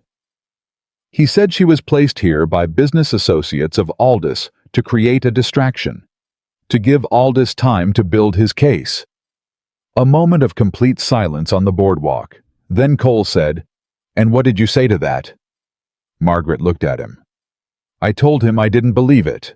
Eleanor hadn't expected that. Cole hadn't either. She could feel it in the slight shift of his posture beside her. "He said he had proof," Margaret continued. "Letters, documentation." She looked at Eleanor directly for the first time since the conversation started. "I told him that anyone could manufacture letters, and that I had watched Eleanor Bennett in my parlor handle herself with more integrity than most men I know, and that if he wanted to spread stories about her in this town, he could expect me to say that." She stopped. Her jaw was set. "I don't like you very much," she told Eleanor, with the startling directness of a woman who had decided honesty was the only thing she had left. "I won't pretend otherwise, but I dislike dishonest men considerably more." Eleanor looked at her for a long moment. "Thank you," she said, simply, without false warmth. Margaret nodded. One crisp, uncomfortable nod. Then she looked at Cole with everything she felt written plainly on her face, all of it the loss and the acceptance, and the long years of hoping for something different. And she said, "She's good for you. I can see that she is." She walked away before either of them could respond. Cole and Eleanor stood on the boardwalk in the bright morning air. "I did not expect that," Eleanor said quietly. "No," Cole agreed. "She's a better person than I gave her credit for." "Most people are," Cole said. when you let them be. Eleanor absorbed that, filed it. The letters Horn mentioned, we need to know if they're real or manufactured. If he had real documentation connecting you to Aldous, he would have gone to the Land Commission already, not to Margaret. Cole's voice was certain. He was testing how much ground he had. Margaret just told him he has none. Not in this town, Eleanor said. He'll go somewhere else with it. Let him. Cole looked at her. Ready to go to the feed merchant? Yes, Eleanor said. They walked on. The town watched them go, and Eleanor felt the quality of the watching change. Something had shifted on that boardwalk, in the 3 minutes of a conversation she hadn't planned for, and the change moved through the street the way changes always did in small towns, fast and invisible from eye to eye. It was at the feed merchant that Eleanor found the second thing she hadn't been looking for. She had been asking the merchant, a heavy-set man named Carlisle, about his supplier relationships, specifically, whether he had any contact with the Denver operation she'd been researching as an alternative to Cole's Cheyenne contract, when Carlisle said something that made her stop mid-sentence. Denver's reliable enough, he said, though they've had some pressure lately from the Aldous buying consortium. Fellow came through here 2 months ago talking to all the merchants. Said Aldous Holdings was looking to consolidate supplier relationships in the territory. Anyone who wanted continued business in an Aldous-managed territory had better think about their allegiances. Eleanor set down the ledger page she was holding. 2 months ago, she said. What fellow? Carlisle scratched his chin. Didn't give a name, well-dressed, had a St. Louis accent. Eleanor looked at Cole. Cole said, describe him. Carlisle described Gerald Horn. The silence that followed was the specific silence of two people understanding the full shape of something at the same moment. He was here before Eleanor arrived, Cole said. He came ahead, Eleanor said. He laid the groundwork. Talk to the merchants suggested Aldous's control of the territory was inevitable. Built the atmosphere of inevitability before the legal fight even started. She felt the cold clarity of it settle into place. And then he came back with me as the second act. The distraction, the proof that Cole was already compromised. He was building a story, Cole said. The whole time. He's very good at stories, Eleanor said. I should have anticipated this. You couldn't have known. I knew what he was, Eleanor said. I should have known what he would do. She heard the edge in her own voice. Not at Cole, not at Gerald, not even entirely at herself. At the situation, at the sheer specific ugliness of someone reaching back into her history and weaponizing it with this much precision. Cole touched her arm. Just briefly, just his hand closing once on her elbow before releasing. It was the first time he had touched her without the practical purpose of helping her in or out of a vehicle. Eleanor felt it go straight through her. What do we do with this? Cole said. His voice was steady and focused. Working voice. She breathed, found her own steadiness. We take Carlisle's statement, she said. Written and signed. We send it to Fitch. We add it to the filing. She looked at Carlisle. Would you be willing to put that in writing, what you just told us? Carlisle looked between them. He was a practical man, not a political one, and Eleanor could see him assessing the wind direction. Aldous has been pushing hard, Carlisle said slowly, making people nervous about going against him. I understand, Eleanor said, and I won't pretend there's no risk in what I'm asking. A pause.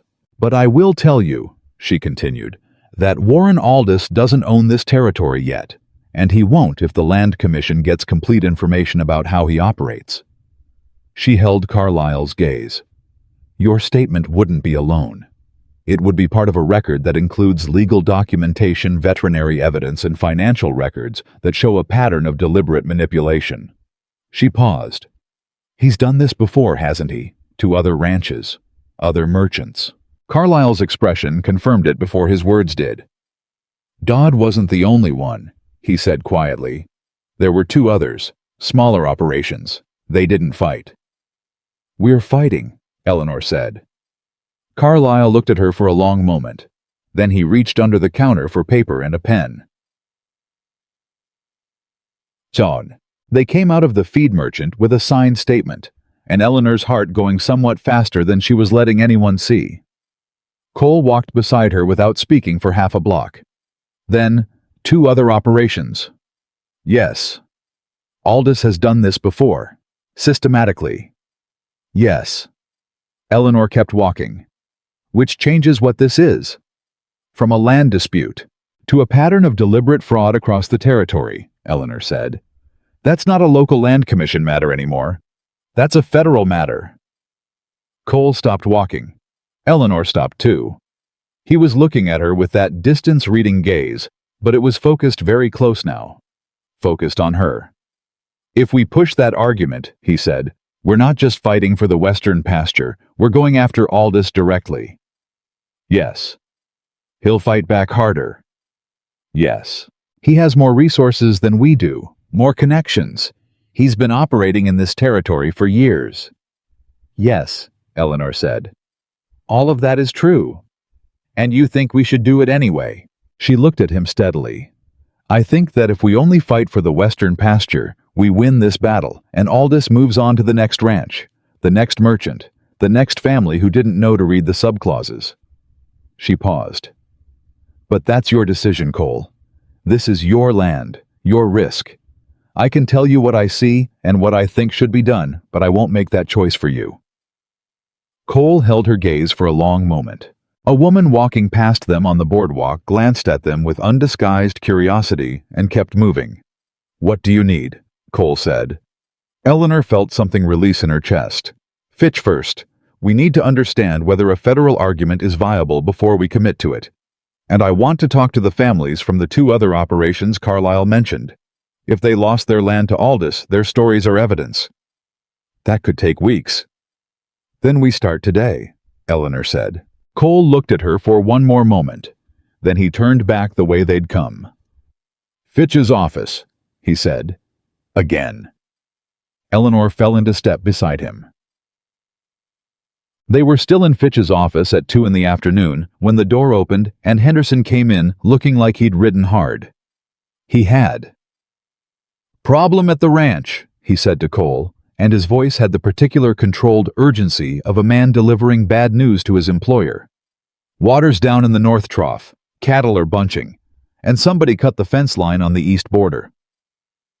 The room went cold. Deliberately cut, Cole said. Looks it, clean cut, not a break, and there's tracks near the post-shod horse, not one of ours. Cole was already on his feet. He looked at Fitch. Get everything filed today. Everything we have, don't wait. I'll have it to the commission by 4, Fitch said.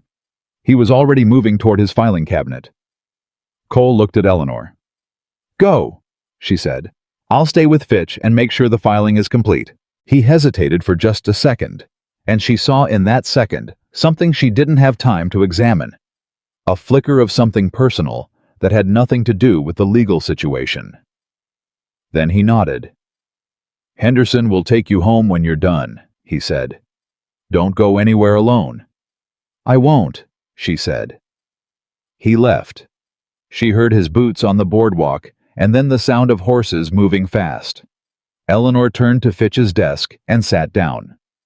Show me what still needs to be done, she said. Fitch sat down across from her and opened the file. The federal argument is going to require precedent documentation. I have 2 cases, one from Colorado territory, one from Nebraska, where similar consolidation patterns were successfully argued as fraud before a federal examiner. Pull them, Eleanor said. Both of them. I want to understand the evidentiary standard. Fitch pulled them. They worked. The afternoon light moved across the office window. Eleanor read case documents and made notes and asked questions, and Fitch answered them with the crisp precision of a man who had been quietly impressed for some time and was no longer trying to hide it. At one point he said without preamble, How long did you work in law?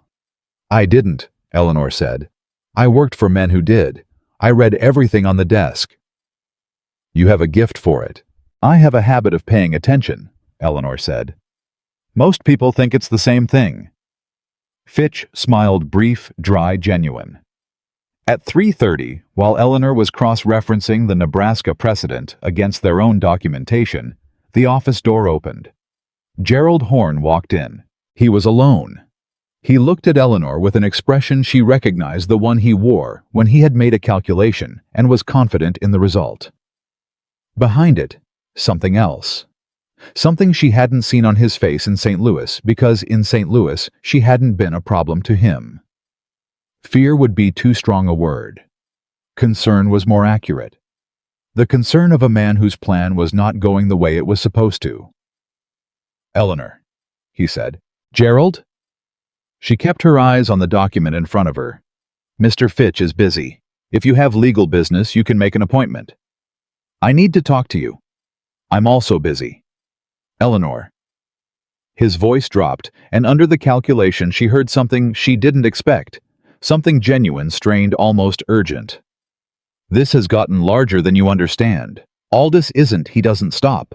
People who push against him don't come out well." Eleanor set down her pen. She looked at him. "Are you warning me?" she said. Gerald's jaw moved. "I'm telling you that whatever you think you're building here, it isn't worth what he'll bring down on it. On you? On Whitaker." He stepped closer. "You don't know what he's capable of." "Tell me," Eleanor said. A pause. "I can't," Gerald said, and the two words cost him something visible. Eleanor looked at him for a long moment. The man she had thought she might marry, standing in a Wyoming lawyer's office, with fear underneath his practiced surface, warning her away from a fight he didn't have the courage to join. She felt something for him. It wasn't contempt. It wasn't even pity. It was something more like grief for the person she had believed he was a long time ago. "Gerald," she said quietly. "What did he do to you?" The question landed harder than she intended. She saw it hit, saw his face shift in a way it almost never shifted in public, and for a second he looked less like a polished associate of Aldous Holdings, and more like a man who had made a choice he couldn't walk back. "Go home," he said. "Both of you. Let the western pasture go. There are other acres." "Not for the families he already took from," Eleanor said. Gerald looked at her. He looked at her like a man saying goodbye to something. Then he turned and walked out of the office without another word. The door closed. Fitch had not moved during the entire exchange.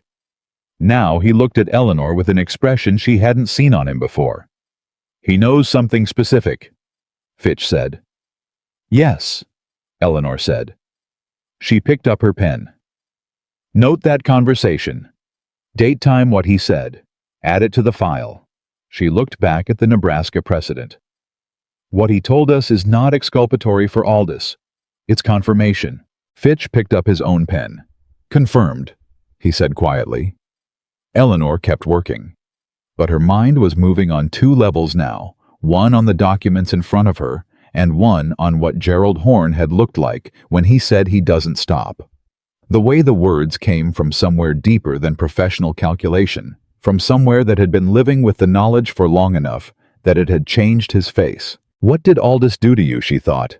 "And how do I find it before he does it to us?"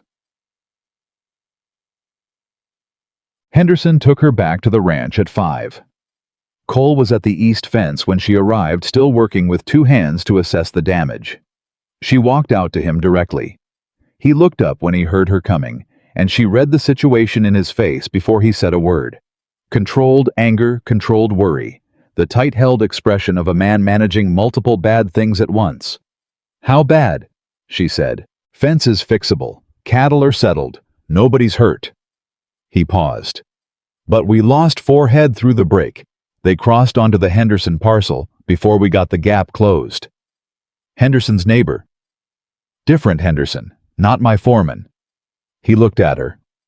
"The parcel is owned by Aldous Holdings, purchased 18 months ago." Eleanor went very still. "So our cattle are now on Aldous land," she said. 4 of them. "And he can claim they were trespassing." "He can do more than that," Cole said. Depending on how he wants to play it, he can claim we were attempting to assert grazing rights on his property, which would complicate the Western pasture argument considerably. Eleanor thought about it. Fast, practical, moving through the implications. He staged it, she said. The fence cut. He drove them through. I think so. Can we prove it? Cole's jaw tightened. The tracks near the cut post. If we can match them to a specific horse or rider, get Doc Paris to look at the tracks. He knows horses. And have Johnson take measurements before anyone else comes through. She was already thinking ahead. We need to recover the cattle today, before dark. I can't go on all this land without permission. Then get it, Eleanor said. Send a letter to his Cheyenne office tonight requesting formal permission to retrieve strayed livestock. Be polite. Be precise. Put it in writing. She met his eyes. If he refuses, the refusal is evidence. If he agrees, we get the cattle back and the incident is closed. Either way, we control the record. Cole looked at her with an expression she had no clean name for, yet not admiration exactly, and not surprise exactly, but somewhere in the territory between the two, where neither word was quite sufficient. You're always 3 steps ahead, he said. I'm 2 steps behind Aldous, Eleanor said. I'm just trying to catch up. Something moved in Cole's face. You haven't slept properly in 4 days. I'll sleep when the filing is complete. Fitch filed at 4. Henderson confirmed it on the road. Eleanor absorbed that. The filing was done. The cure compliance was on record. The federal fraud argument was submitted alongside it. Whatever Aldous tried to do from this point forward would be happening against an established legal record. She felt the tension in her shoulders drop by a fraction. Good, she said. Come inside, Cole said. Mrs. Gruber has kept supper. He said it simply, no ceremony in it. But he stood there in the cooling evening air, and waited while she turned from the fence line and moved toward the house. And then he walked beside her. Not behind, not ahead, beside. It was such a small thing. Such a specific, particular small thing. Eleanor noted it. Nut. Supper was quiet. Mrs. Gruber had made something substantial and served it without commentary, which was her version of care, and then found a reason to be elsewhere, which was her version of discretion. Cole and Eleanor ate. The silence was tired now, not working the silence of 2 people who had been running at full speed for days and were momentarily letting themselves stop. Cole set down his fork and said, Gerald Horn. He warned me off, Eleanor said. At Fitch's office this afternoon. Henderson told me he was seen in town. He said Aldous doesn't stop, that people who push against him don't come out well. She paused. He was genuinely afraid. Cole said, Aldous has something on him. That's what I think too. If he does, then Horn is a potential witness, not just an obstacle, Eleanor said. If we can understand what Aldous holds over him, and if Horn decides the risk of staying silent is greater than the risk of speaking. She let the sentence hang. That's a lot of ifs. Yes. She picked up her coffee. But people who are afraid sometimes get to the point where they're more afraid of living with what they know than they are of saying it out loud. She looked at Cole. I've been at that point. I know what it looks like. Cole was quiet for a moment. When the question surprised her. Not because it was inappropriate, it wasn't. They were past the point of inappropriate questions, but because of the directness of it, the genuine wanting to know quality of it. In St. Louis, she said, when I understood what Gerald was, what he'd been doing while I believed I knew him. She set down the cup. I knew things about his business practices that were not legal. I stayed quiet for almost a year. Because speaking would have cost me everything. What changed? I did, Eleanor said. I got tired of carrying it. I reported what I knew to the relevant authorities, and I packed one bag, and I came to Wyoming. She met his eyes. It's part of why he's afraid of me. Not because of what I still know. Because of what I proved I was willing to do. The lamplight between them was steady and warm. Cole said very quietly, and he thought coming here would scare you into silence again. He thought I hadn't changed, Eleanor said. People who knew you before tend to assume you're still whoever you were when they left you. She shook her head. He miscalculated. Cole looked at her for a long moment. What did it cost you? He said. Reporting him. Before you left. Eleanor thought about it honestly. My reputation in certain circles. 2 friendships that turned out to be contingent on my silence. A lease on my rooms that wasn't renewed. She paused. Less than I expected, actually. The things I thought I'd lose, most of them weren't real. And you came here, Cole said. And I came here, Eleanor confirmed. The house was very quiet around them. The clock on the wall, the distant sounds of the ranch at night, cattle and wind, and the occasional shift of a horse in the barn. Eleanor, Cole said. She looked at him. He was looking at her with an expression she had been watching form for 3 weeks, building slowly, layer by layer behind the weather-worn, guarded exterior of a man who had forgotten how to let things matter. I'm glad you came, he said. I need you to know that. A pause. Not because of the ledgers, not because of the lease clause or the filing or any of it, because of... He stopped, and she could see him searching for the words with the frustrated care of someone who didn't use them often and wanted to get it right. Because you're the first person in a long time that I actually want to know what they think. It was the most he had said at once about anything that wasn't ranch business. Eleanor held his gaze across the supper table in the lamplight. That's the most valuable thing anyone has ever said to me, she said honestly, that they wanted to know what I think. They sat with that for a moment. Then Cole picked up his fork again, and Eleanor picked up her coffee, and the evening settled back into its quiet, and neither of them said anything else about it. They didn't need to. But when Eleanor went to her room that night and sat at the window with her notes and the last of the daylight dying in the western sky, she sat there for a long time without opening a single document, just sitting, just breathing, just letting herself feel fully, and without defense, the exact shape of where she was and who she was becoming, and what was growing in the space between 2 people who had both been alone for too long. Outside, the Wyoming night stretched enormous and dark and full of stars, and Whitaker Ranch settled around her like something that had always been waiting for her to arrive. She had not been looking for this. She had not known this was what a place feeling like home could feel like. And somewhere in the house, she heard Cole's boots in the hallway, the measured familiar sound of them, and then silence as he went to bed. She opened her notes, but she was smiling.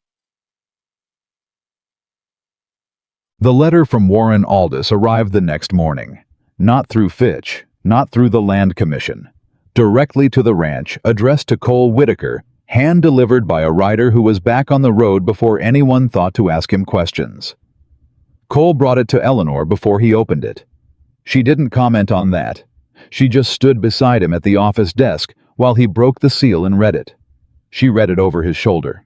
It was 3 paragraphs long, written in the smooth, reasonable language of a man who was absolutely certain of his position. The first paragraph acknowledged the cure compliance filing with something that was technically conciliation and actually contempt. The second paragraph outlined Aldis's intention to pursue the reversion claim, regardless, on the grounds that the cure compliance documentation contained discrepancies that his legal team would be presenting to the Land Commission for review. The third paragraph was the one that stopped Eleanor's breath for a full 3 seconds. It has come to my attention that the primary researcher and author of the documentation submitted in support of Mr. Whitaker's cure compliance claim has a documented history of filing false commercial reports with St. Louis mercantile authorities. I am prepared to provide the Land Commission with these records, which will call into question the integrity of all documentation produced under Miss Bennett's direction.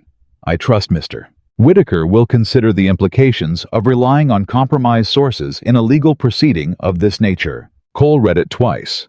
Then he set it down on the desk. Is he telling the truth? He said. His voice was very even. About St. Louis? No, Eleanor said. He's inverting the truth. The report I filed with St. Louis mercantile authorities was a fraud report against Gerald Horne's company.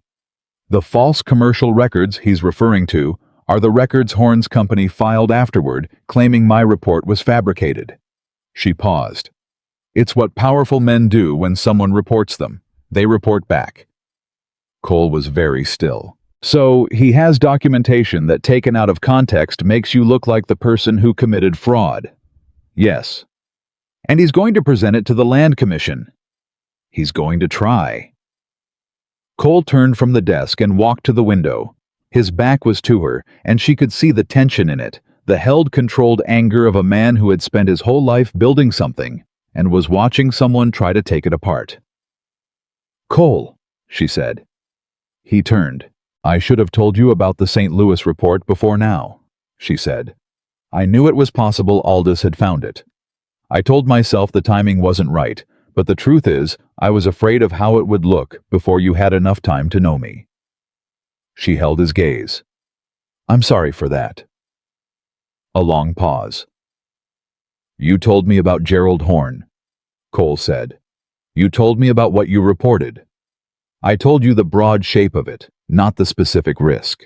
The specific risk being that someone could twist it to use against us." "Yes." Cole looked at her. The expression on his face was something she hadn't seen on him before.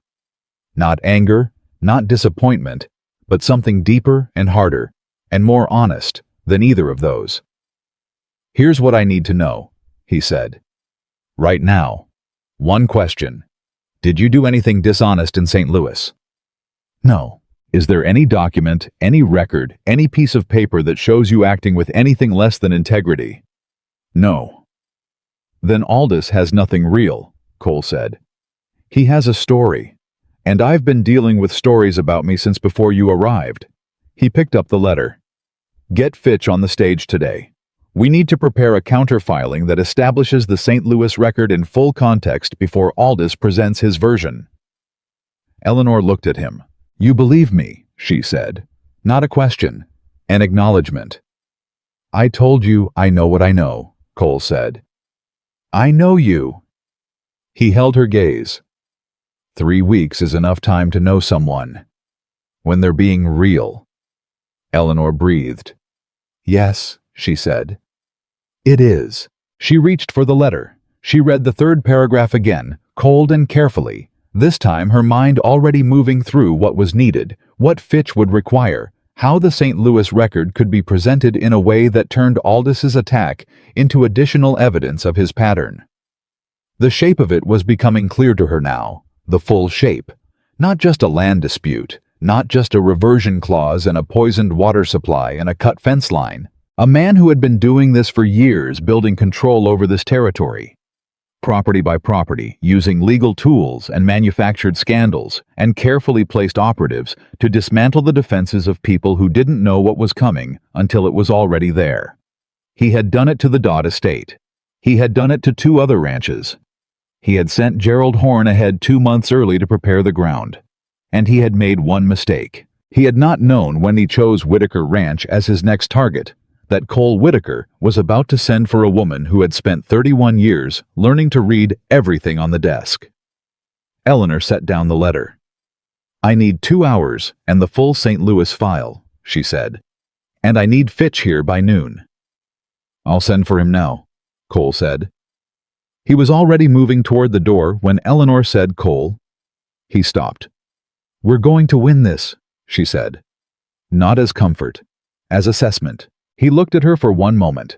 That look, the one that had been building for 3 weeks. The one she still didn't have a clean name for, but recognized now as something she wanted to keep seeing for a very long time.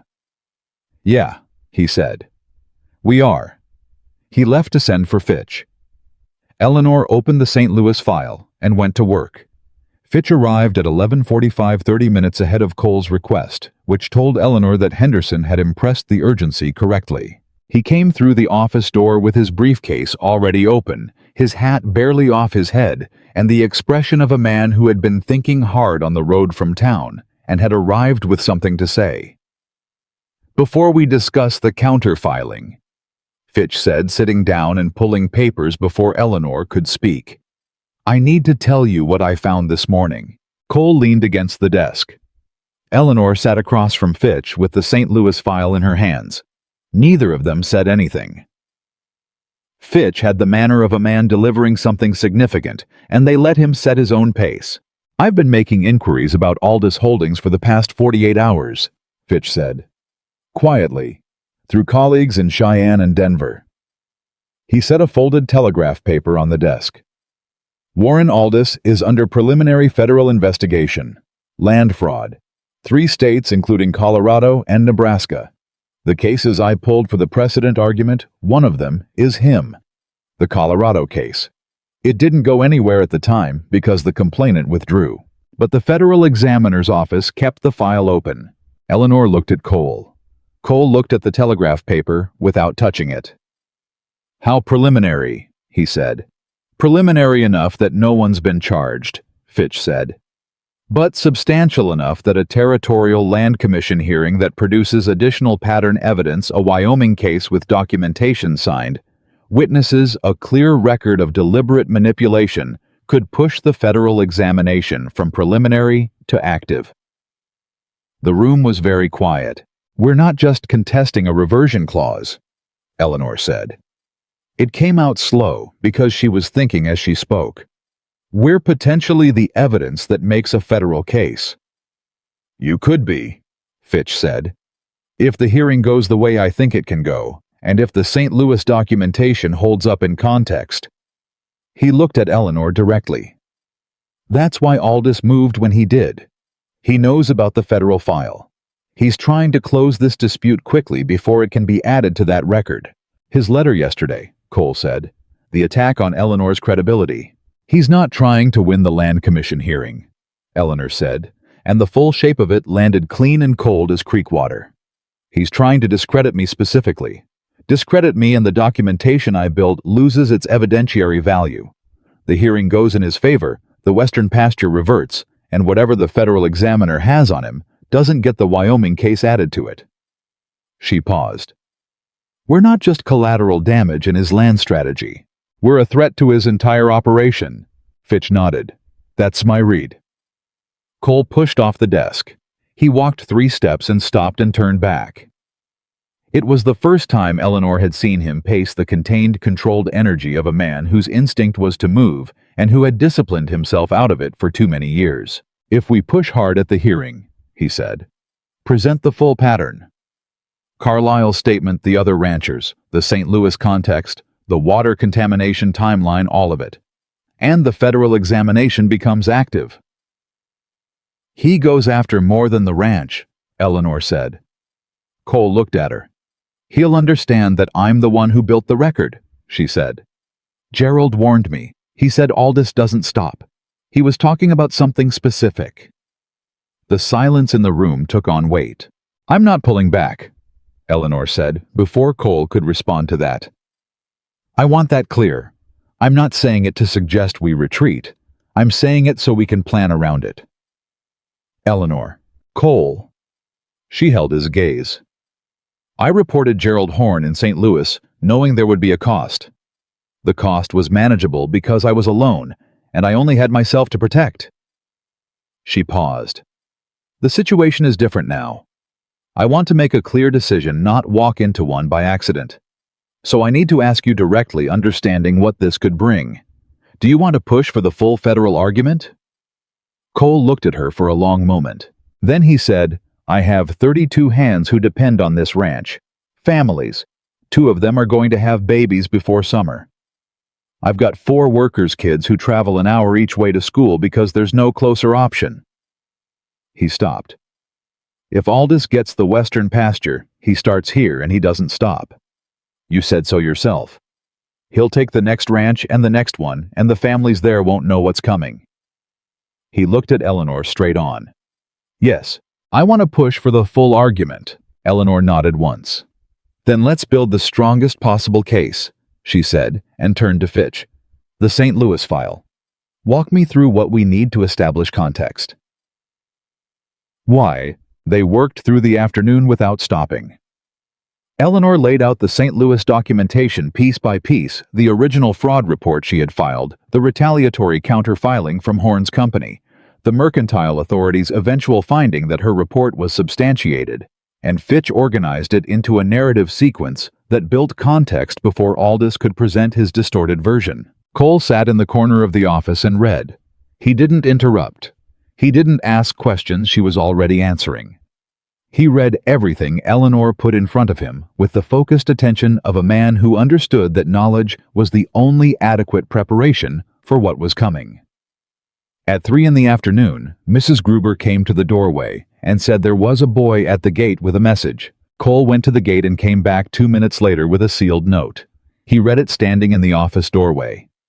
His expression changed. "Gerald Horn," he said. "He's asked to meet. Tonight. Not in town out here." Eleanor looked up from the document she was reviewing. "What time?" 7 o'clock.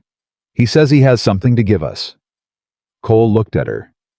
"He says he's done." The word "done" sat in the room. Fitch said, "It could be a trap. Aldous using him to—" "It could be," Eleanor said. She thought about Gerald's face in the law office. The genuine fear underneath the practiced surface. The way the words "he doesn't stop" came from somewhere that had been carrying them for a long time. "But I don't think so." Cole looked at her. "You trust him." "I don't trust him," Eleanor said carefully. "But I believe he's afraid, and I believe he's reached the point I mentioned before where the weight of staying silent is heavier than the cost of speaking." She met Cole's eyes.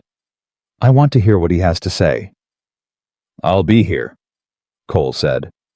"Not a question." "I know," Eleanor said. Fitch stayed for the meeting. He sat in the corner of the front room with a notebook and said little and watched everything, which was Eleanor had come to understand how Fitch operated at his best. Gerald Horn arrived at 6:55. He came alone on a hired horse with a leather satchel over his shoulder. He had the look of a man who had made a decision and was moving before he could change his mind. There was a quickness to him, almost jittery, that Eleanor had never seen on his polished exterior before. She opened the door before he could knock. He looked at her, at Cole behind her, at Fitch in the corner. Something in his jaw loosened slightly, as though the presence of a lawyer made the whole thing more real, and real was what he needed it to be. "Come in," Eleanor said. He came in. He stood in the middle of the room and didn't take the offered chair. His hand was on the satchel. "I'm going to give you this," he said. "And then I'm going to tell you what it is. And then you're going to ask me questions, and I'm going to answer them. And after that I want your lawyer to take a deposition." He looked at Fitch. "Written. Witnessed. On the record." "Agreed," Fitch said from the corner. Gerald set the satchel on the table. He looked at Eleanor. "You were right about the water contamination. I wasn't part of it. I need you to know that. I didn't know about that until afterward. But I know who did it, and I know how, and it's in there." Eleanor said nothing. She waited. "Aldous has a system," Gerald said. "He's been running it for 9 years. He identifies land with valuable long-term assets, water rights, mineral potential, rail corridor positioning, and he constructs conditions that force the legal transfer at below market value. The reversion clauses are one method. He has people who insert them into lease agreements during routine renewal processes. The original landholders rarely notice." "Who are his people?" Cole said. "Lawyers. 3 of them operating across 3 territories, 1 in Wyoming." Gerald's jaw tightened. "He also has people who introduce the conditions, the water issues, the livestock sickness, the fence problems. Men who know how to make things look like bad luck." He looked at Cole. "Your water contamination was deliberate, introduced through a hired man named Cassius Reed, who was employed as a temporary hand on your South Range 18 months ago. He's on Aldous' payroll." Cole went very still. "Cassius Reed," he said. "I remember him. Left after 2 months. Said he had family business." "He did his job and left," Gerald said. "That's how they work." "Is that in the satchel?" Eleanor said. "Yes." Signed statements, copies of payments from Aldous Holdings accounts correspondence. Gerald's voice was flat now, deliberate. The voice of a man reading something off a wall. I've been collecting it for 14 months. The room was very quiet. Eleanor looked at him. Why? Gerald looked back at her. Because he did to me what he did to the Dodd estate 7 years ago.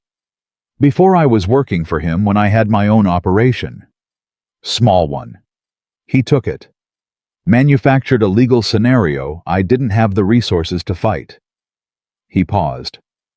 And then he offered me a job. And you took it, Cole said. I took it, Gerald said, because I had nothing left and I needed to eat. His voice didn't ask for sympathy. It was just fact delivered with the exhaustion of someone who had been living with the fact for a long time. I told myself I'd find a way out. I collected everything I could. Every document that showed what he was doing. Every payment, every instruction, every result.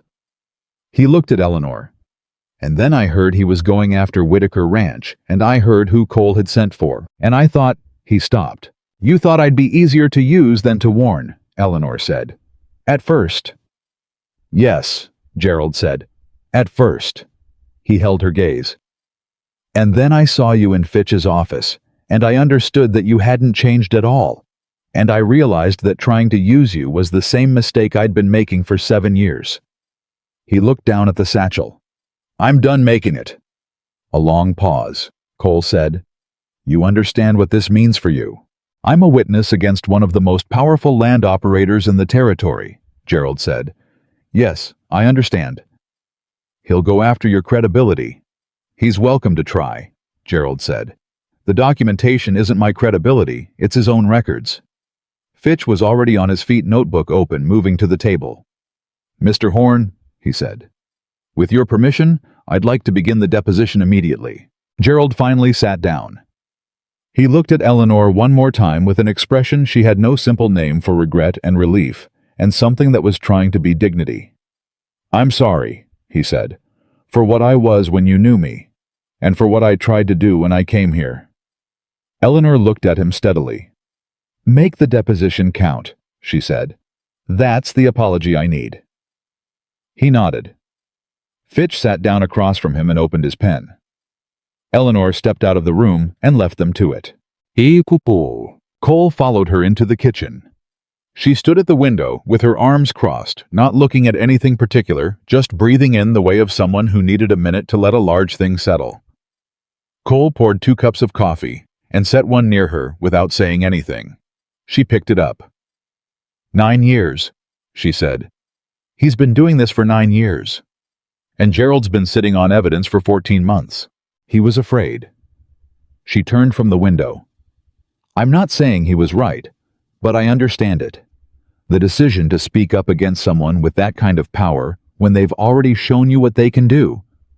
She shook her head. It's not a small thing.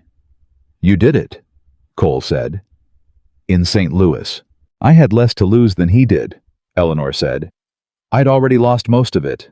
She held the coffee cup in both hands. Besides, I had a stubborn streak that made the decision easier than it should have been. It's not stubbornness, Cole said. She looked at him. It's character, he said. There's a difference. The kitchen was warm and quiet around them. From the front room, the low, steady sound of Fitch asking questions, and Gerald answering the particular cadence of a deposition, deliberate and relentless. When this is over, Eleanor said, and the hearing is done and Aldous is dealt with. She paused. I want to start on that school. Cole looked at her. The one for the workers' children, she said. I've been thinking about the location. There's a piece of flat ground between the main house and the south bunkhouses. Good light. Close enough for even the youngest children to walk safely. Cole set down his cup. He was looking at her with that expression, the one that had been building for weeks, the one she kept catching and then looking away from, because it was too much to look at directly, when she was trying to think clearly about lease clauses and evidentiary standards and federal case precedents. Eleanor, he said. She made herself meet his eyes. "I want to ask you something," he said. "And I need you to answer me honestly, not practically." She waited. "When you think about this place," Cole said, "Whitaker Ranch. This land, the people on it, do you think of it as yours? Not because of any legal arrangement or any obligation, but actually yours. The way a person feels about something that belongs to them." The question went somewhere quiet and deep. Eleanor thought about Mrs. Gruber's bread, and Johnson's careful tracking of the fence lines, and the way Henderson's youngest daughter had started shyly leaving wildflowers on the kitchen steps. She thought about the account books, and the lease clauses, and the poisoned trough she had identified on her 4th day. She thought about the way the kitchen light came in the morning, and the sound of Cole's boots in the hallway at night, and the stars over Wyoming that were different from any other stars she'd seen, because they were hers. "Yes," she said. "It's mine." Cole nodded slowly. The way he nodded when something confirmed what he already believed, and the confirmation mattered more than the believing. "Then I want to make it legal," he said. "Properly, not the arrangement we came here with." He paused, and she could see the effort it cost him, not because the feeling wasn't there, but because putting feeling into words was still new territory for him, still ground he was learning to walk on. "I want to marry you, Eleanor, because I want to, not because it's practical, and because I think we're something." He stopped. "I'm not good at this part." "You're doing fine," Eleanor said very quietly. "I'm not a man who says things he doesn't mean," Cole said. "I know you know that. So when I say I want this, the legal part and the real part, both of them, I mean it." Eleanor looked at him. For a moment, just a moment, she let herself feel everything she had been managing carefully for a month. The specific accumulated weight of waking up every morning in a place that felt like it was waiting for her to arrive. The steadiness of a man who said simple things and meant all of them. The quiet revolution of being seen not as too old or too plain or too independent, but as exactly specifically right. "Yes," she said. Cole looked at her. "Yes. Yes, Cole. I'll marry you." She picked up her coffee cup. "Properly." Something happened to his face.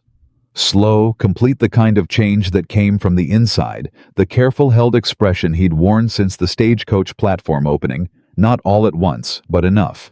Enough that she could see what was underneath it. "Good," he said. It was such a Cole Whitaker thing to say that Eleanor almost laughed. She held it to a smile. "Good," she agreed. From the front room, Fitch's voice continued steady and deliberate, building a record that was going to matter. The Territorial Land Commission hearing was scheduled for 3 weeks out. In those 3 weeks, Eleanor did not stop working. She organized the full evidence package with a precision that Fitch on the 3rd review said was the most comprehensive land fraud documentation he had seen in 20 years of territorial law. Gerald Horn's deposition ran to 47 pages. Carlisle's statement was corroborated by 2 other Willow Creek merchants who came forward once word got around that someone was actually fighting Aldous. The families from the 2 other operations, the ones Carlisle had mentioned, the ones who had lost their land and not fought, came to Whitaker Ranch one evening and sat at the kitchen table with Eleanor and told her everything they remembered, and she wrote all of it down in her careful, compact hand. The water contamination evidence was confirmed by Doc Paris, who had taken samples from the South Trough 18 months earlier and kept them out of professional habit, he said, because something about the sickness pattern had bothered him and he never threw anything away. The samples showed a specific mineral compound not naturally occurring in that soil composition. Cole found Cassius Reed 3 weeks before the hearing. Not for the confrontation. Cole was too disciplined for the confrontation that would have felt satisfying and been legally useless. He found him through careful, patient investigation, confirmed his continued employment through Aldis's network of subsidiary companies, and added the information to the evidence file. The town of Willow Creek changed in those 3 weeks. Slowly, the way towns changed, not all at once, not with any announcement. But Eleanor noticed it. The women who had watched her with open judgment on the stagecoach platform began greeting her when she came to town. Mrs. Carlyle invited her to a sewing circle, which Eleanor declined politely on the grounds of being buried in legal preparation, but appreciated. 2 ranch wives from properties near Whitaker's sent notes asking if they could speak with her about their own lease agreements. She answered every note.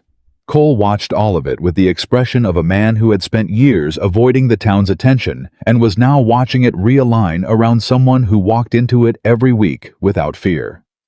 One morning, about 10 days before the hearing, he said, "Margaret Caldwell came to see me yesterday." Eleanor looked up from her paperwork. "You weren't here," Cole said. "She came to the ranch while you were in town with Fitch." Eleanor set down her pen. "What did she say?" "She said she'd heard from 2 of the other merchants about what you've been doing. The evidence collection, the families." He paused. "She said she wants to help." Eleanor was quiet for a moment. "How?" "She has letters," Cole said. "From Aldous.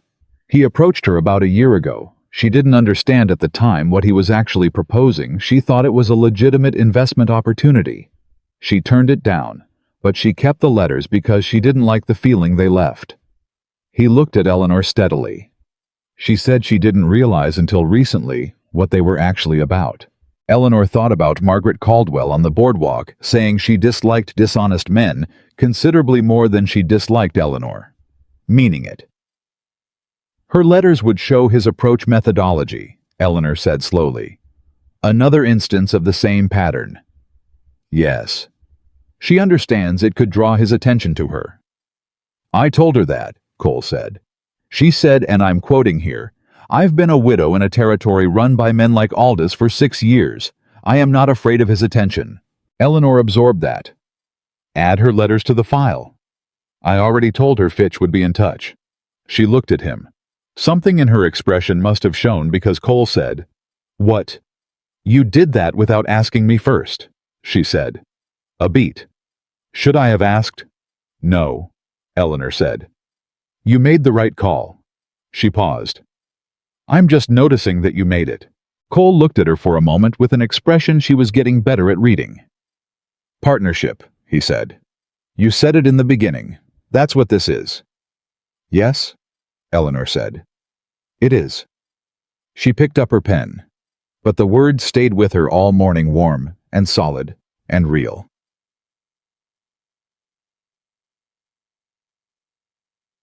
The night before the hearing, Eleanor couldn't sleep. Not from fear. She was past fear about the hearing. The case was as strong as it was going to be, and she had done everything she could, and she knew the difference between anxiety and preparation. She was awake because her mind wouldn't stop running the sequence. Aldis's team would open with the reversion argument. They would introduce the alleged discrepancies in her documentation. They would present the distorted St. Louis record. They were going to try to make her the center of the case, make it about her credibility rather than his conduct. She knew it. She had planned for it. She was ready for it. What kept her awake was not the planning. It was the awareness, sudden and clear in the quiet of 2 a.m, that she had never in her life had as much to lose as she had right now. In St. Louis, she had reported Gerald Horn from a position of comparative freedom. She was alone. She had her rooms and her job and her small, carefully maintained life, and she had walked away from all of it without looking back because nothing about it was irreplaceable. Now she had a kitchen where Mrs. Gruber made bread with the morning light coming in. She had 32 families whose livelihood ran through the land she had spent a month learning to understand like her own body. She had a man who said simple things and meant all of them, who had asked her to marry him in a kitchen over cold coffee because he wanted to, not because it was practical. She had so much to lose. She heard the sound she had learned to listen for without knowing she was listening for it. Cole's boots in the hallway. Not the settled going-to-bed sound of earlier. The awake, moving through the house sound of a man who had also given up on sleep. A knock at her door. Light brief. "Eleanor, you awake?" "Yes." "Kitchen?" he said. "I'll make coffee." She put on her robe and went to the kitchen and sat at the table while Cole made coffee in the lamplight, with the economical movements of a man who had made coffee alone in the middle of the night, enough times to do it without thinking. He set the cup in front of her and sat down across the table.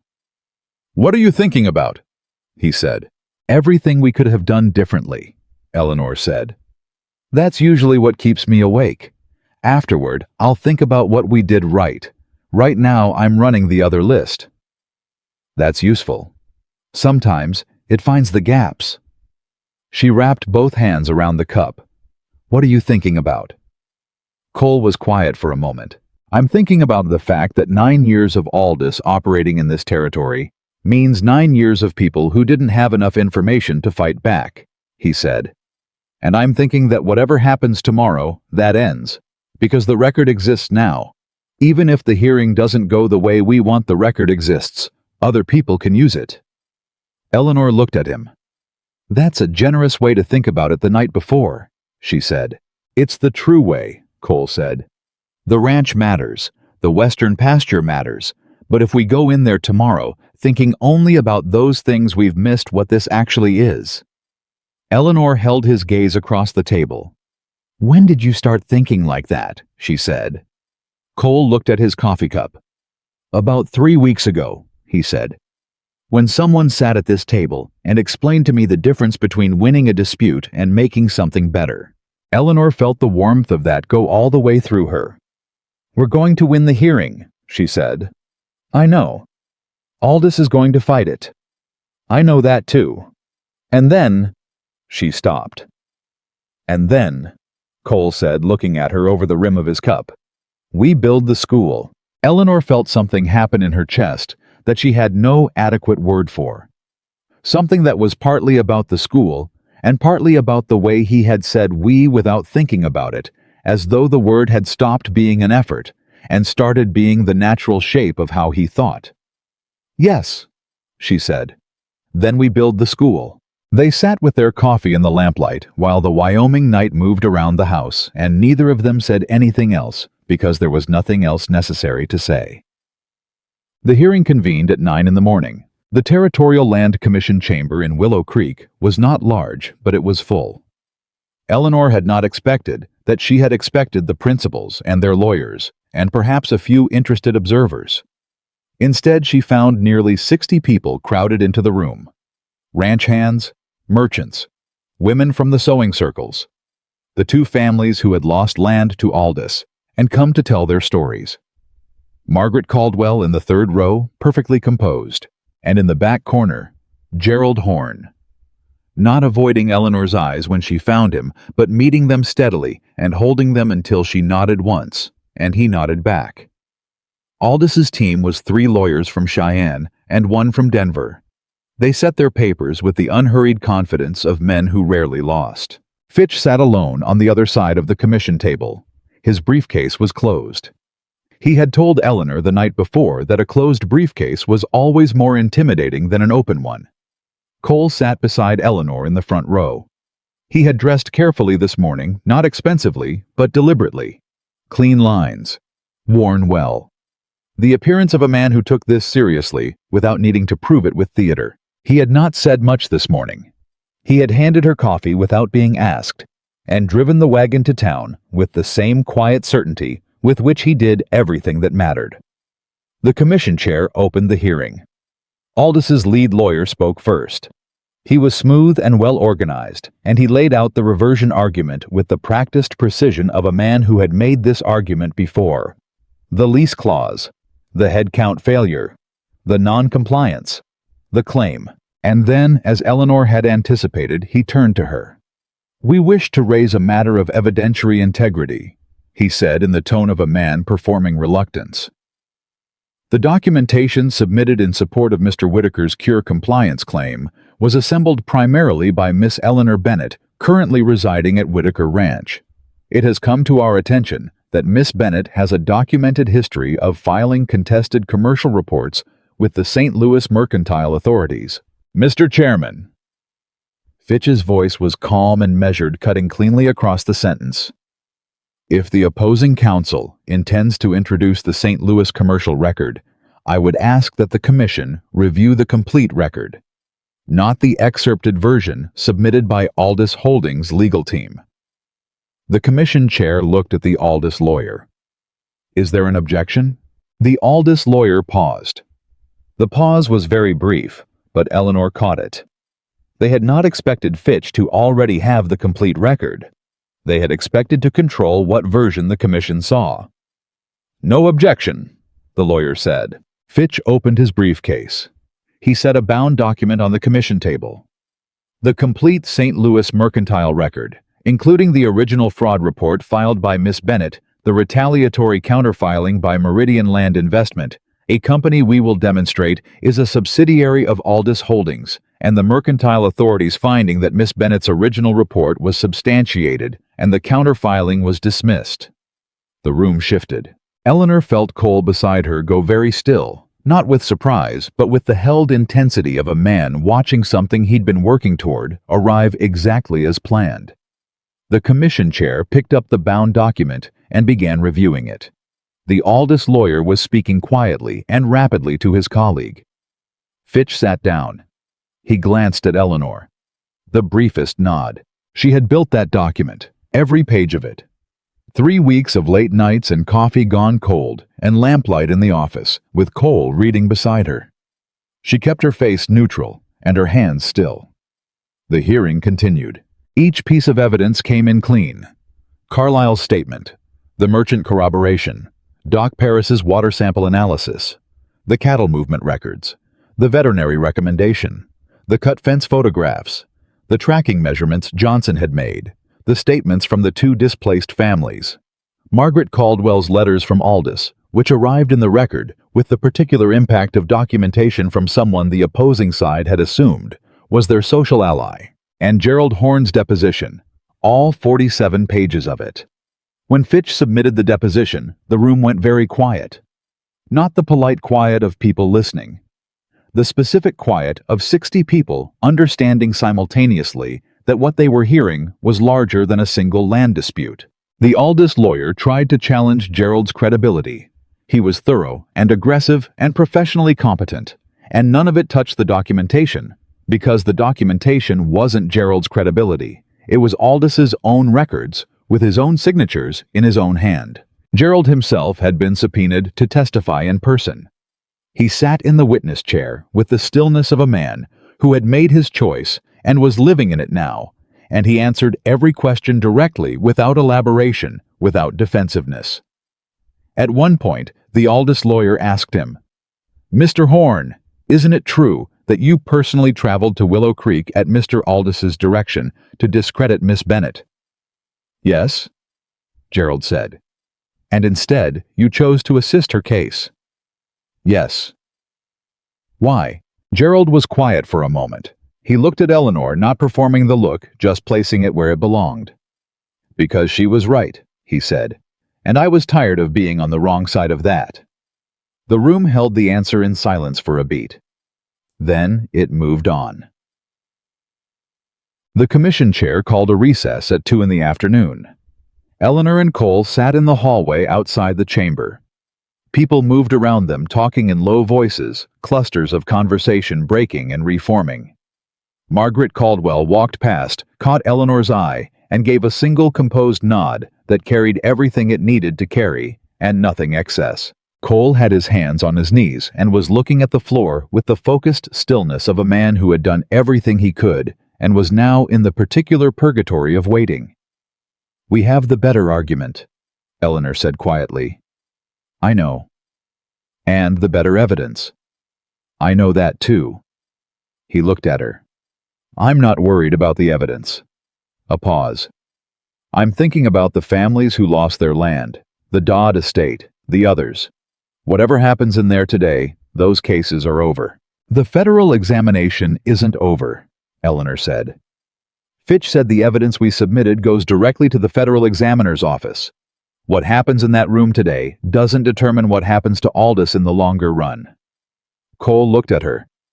"You believe that—" "Yes," Eleanor said. "I believe that the record we built matters, regardless of today."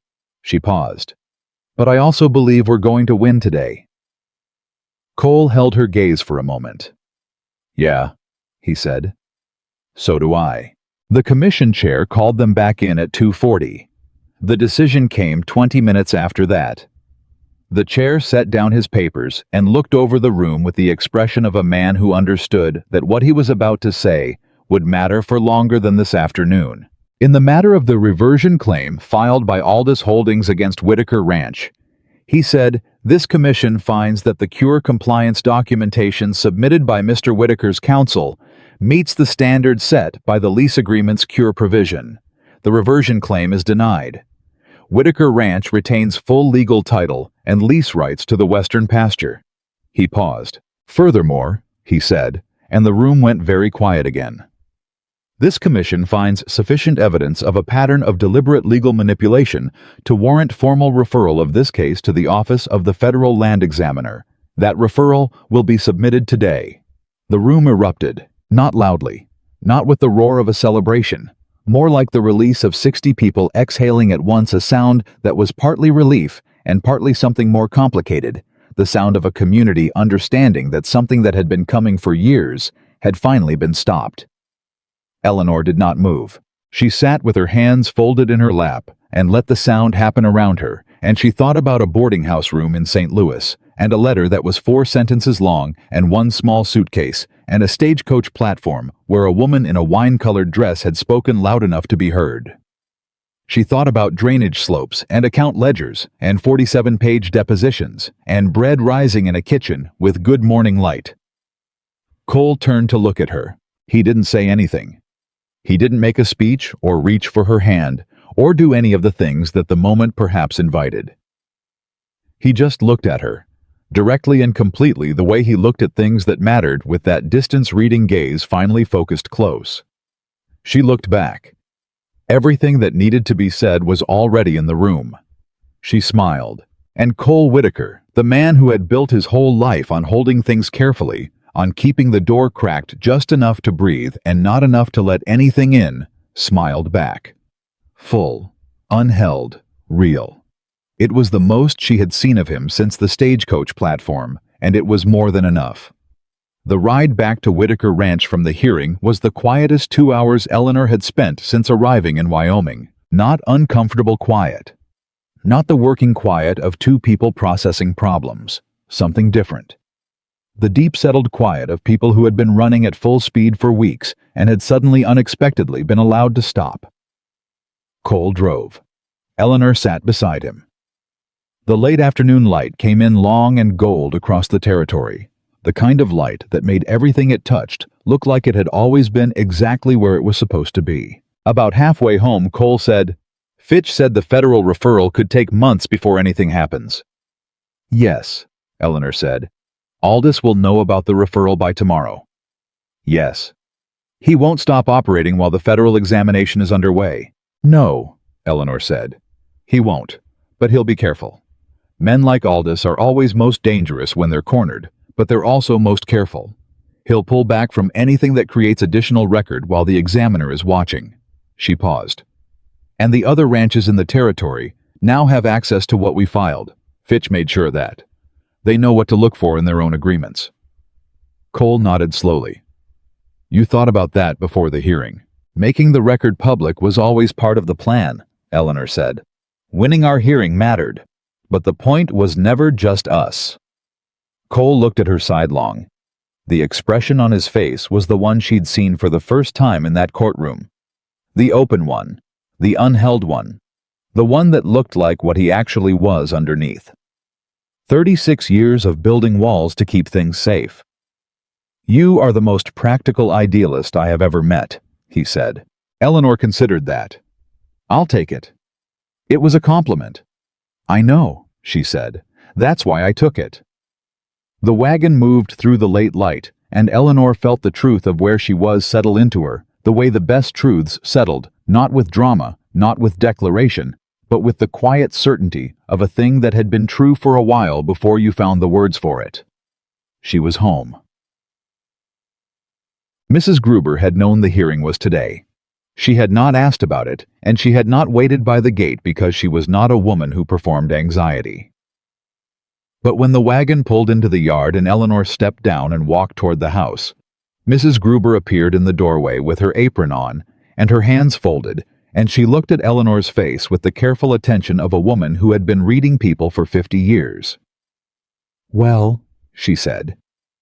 We won, Eleanor said. Mrs. Gruber nodded once, turned back into the kitchen. Eleanor followed her in and found that the kitchen table had been set properly with the good dishes and the 2 candles Mrs. Gruber reserved for occasions, and something in the oven that smelled like the venison stew she made only when she thought a meal needed to be more than food. Eleanor looked at the table. You knew we would win, she said. I knew you would fight until you did, Mrs. Gruber said without turning from the stove. That is not the same thing, but it is close enough to prepare a good supper for. Eleanor stood in the kitchen doorway and felt something move through her chest that she couldn't have described cleanly, a rush of warmth and gratitude for this stout, unsentimental German woman who had looked at her on the first day with professional wariness, and within a week had started leaving coffee on the desk when Eleanor worked late, as though the act of leaving it were something she'd been doing for years. Thank you, Eleanor said, for all of it, not just tonight. Mrs. Gruber turned from the stove and looked at her directly, which she didn't do often. You made this house into something again, she said. It needed to be. She turned back to the stew. Eleanor sat down at the table and let herself be taken care of, which was not something she had much practice with, and which she was finding late in her 31st year was a skill worth acquiring. Cole came in from the barn 40 minutes later. He had taken care of the horses first. Of course he had. Eleanor thought that was exactly who he was, and he sat down at the table with the look of a man who had shed something heavy and hadn't quite gotten used to the new weight yet. Mrs. Gruber served the stew and bread and then disappeared with the efficiency of a woman who understood that some evenings were not for 3. They ate. At some point Cole said, Henderson's wife is going to have her baby in the next 2 weeks. I know, Eleanor said. I've already spoken with Doc Paris about being available. Cole looked at her. You arranged that. Babies don't wait for convenient timing, Eleanor said. I wanted to know the plan was in place. He shook his head slightly. Not an exasperation in something that looked closer to wonder, the way a person looked at something they couldn't quite believe was real. I want to talk about the wedding, he said. Eleanor set down her fork. All right. Not a large one, Cole said. I don't... He paused, choosing carefully. I don't want it to be a performance. For the town or for anyone. I want it to mean what it means. Agreed, Eleanor said immediately. Small. Here, if that's possible. The people who matter. Fitch, Mrs. Gruber, Henderson and his wife. A few of the hands. He paused. Margaret, if you're willing. Eleanor looked at him. You want to invite Margaret? She gave us her letters, Cole said. She didn't have to. She knew what it might cost her. He held Eleanor's gaze. And she told me a year ago, when I was in one of my worst stretches, that I needed to stop running my life like a man who'd given up on the good parts of it. His voice was level without sentimentality, stating fact. She was right. I didn't take it well at the time, but she was right. Eleanor thought about Margaret Caldwell, the composed nod in the courtroom, the genuine conflict on the boardwalk, the courage it took to hand over those letters when she had more to lose from it socially than anyone else in the room. Invite her, Eleanor said. Cole nodded. Then, 2 weeks. 2 weeks is fine. The preacher in town. I'll speak to him, Eleanor said. I was going to. I know, she said. But I'll be in town Thursday to follow up with Fitch on the federal referral paperwork, and it's simpler if I do it then. She picked up her fork again. You regrade the north drainage while I'm gone. Johnson said it needs attention before the spring rains. A pause. I wasn't done talking about the wedding, Cole said. We can talk about the drainage too, Eleanor said mildly. Cole looked at her across the table with that expression, the open one, the real one, and shook his head, and for the second time that day, Eleanor saw him smile. Not the brief, crooked thing she'd seen in the first week, the full one, the one that changed his whole face. All right, he said. The drainage. They talked about the drainage, and then about the school site, and then about Henderson's baby, and whether to hire a second cook to help Mrs. Gruber and the Denver supply contract renewal that was coming up in July. They talked about the ranch the way two people talked about something that belonged to both of them, without calculation, without roles, without either of them performing a version of themselves for the other's benefit. Eleanor clearing the plates after thought, "This is what I came for. Not the hearing, not the victory, not even the specific solid reality of Cole Whitaker across a supper table. This. The ordinary weight of a shared life already underway, already real, already something she would fight to keep." The letter from Warren Aldous arrived 4 days later. Not through a lawyer this time. Not through a writer or a telegraph. Through the postal service addressed to both of them, Mr. Cole Whitaker and Miss Eleanor Bennett. Whitaker Ranch, Willow Creek, Wyoming territory, in Aldous's own hand, which Fitch confirmed when Eleanor brought it to him. It was not what she expected. It was 2 paragraphs. The first paragraph acknowledged the Commission's decision without conceding any wrongdoing. Careful legal language that said nothing and preserved everything. The second paragraph was different. "I have been informed that a federal review of my business operations has been initiated, based in part on evidence submitted during your recent hearing. I am fully prepared to cooperate with that review. I would suggest, however, that both parties consider that a prolonged legal process serves no one's immediate interests, and that a negotiated resolution to outstanding disputes might prove more efficient for all concerned. I am open to discussion." Eleanor read it twice. Then she looked at Fitch. "He's scared," she said. "He's positioning," Fitch said. "There's a difference. He can be both." She set the letter on Fitch's desk. What does a negotiated resolution mean in practice? It could mean financial settlements to the families he displaced, Fitch said carefully. It could mean voluntary transfer of improperly acquired properties back to their original holders. It could mean... He paused. It could mean he's willing to make things right on paper and in practice in exchange for the federal investigation proceeding with his cooperation rather than his opposition. Eleanor absorbed that. The families. Yes, the Dodd estate, the 2 ranches Carlyle mentioned. If he makes those whole... That would be significant, Fitch said. More significant, arguably, than a federal prosecution that could take years and might not result in full restitution. Eleanor looked at Cole.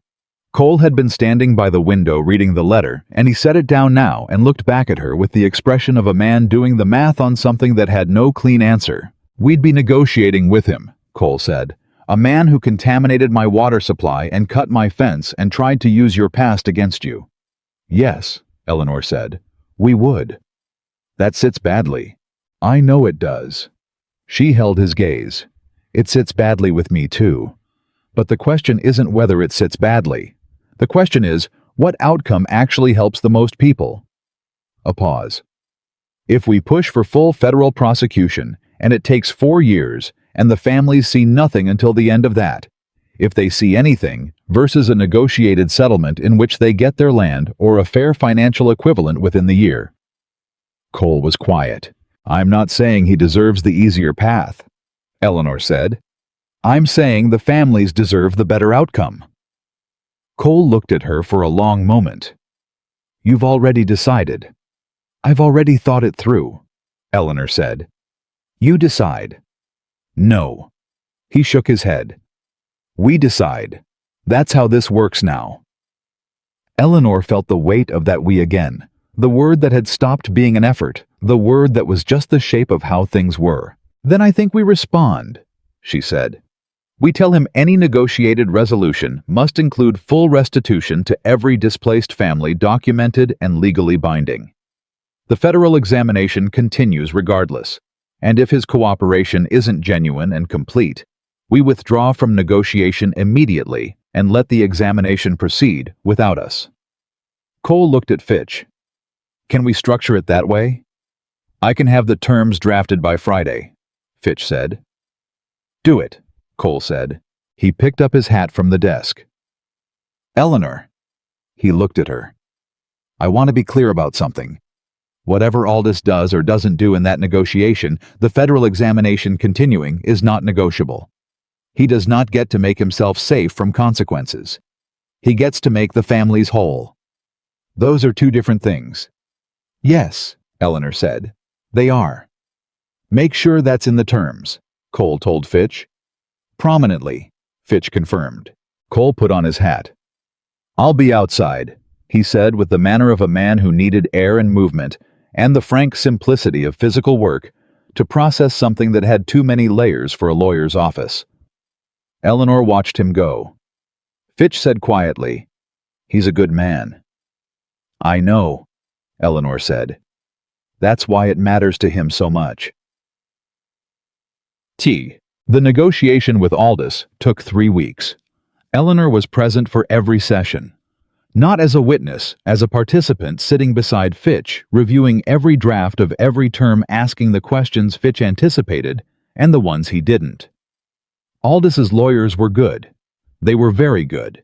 They worked hard to soften the restitution language, to introduce ambiguity into timelines, to create exit provisions that would allow Aldous to comply in form while evading substance. Eleanor caught every one. She developed a reputation in those 3 weeks in the Cheyenne offices, where the sessions were held, that spread through the legal community of the territory with the particular speed of professional gossip.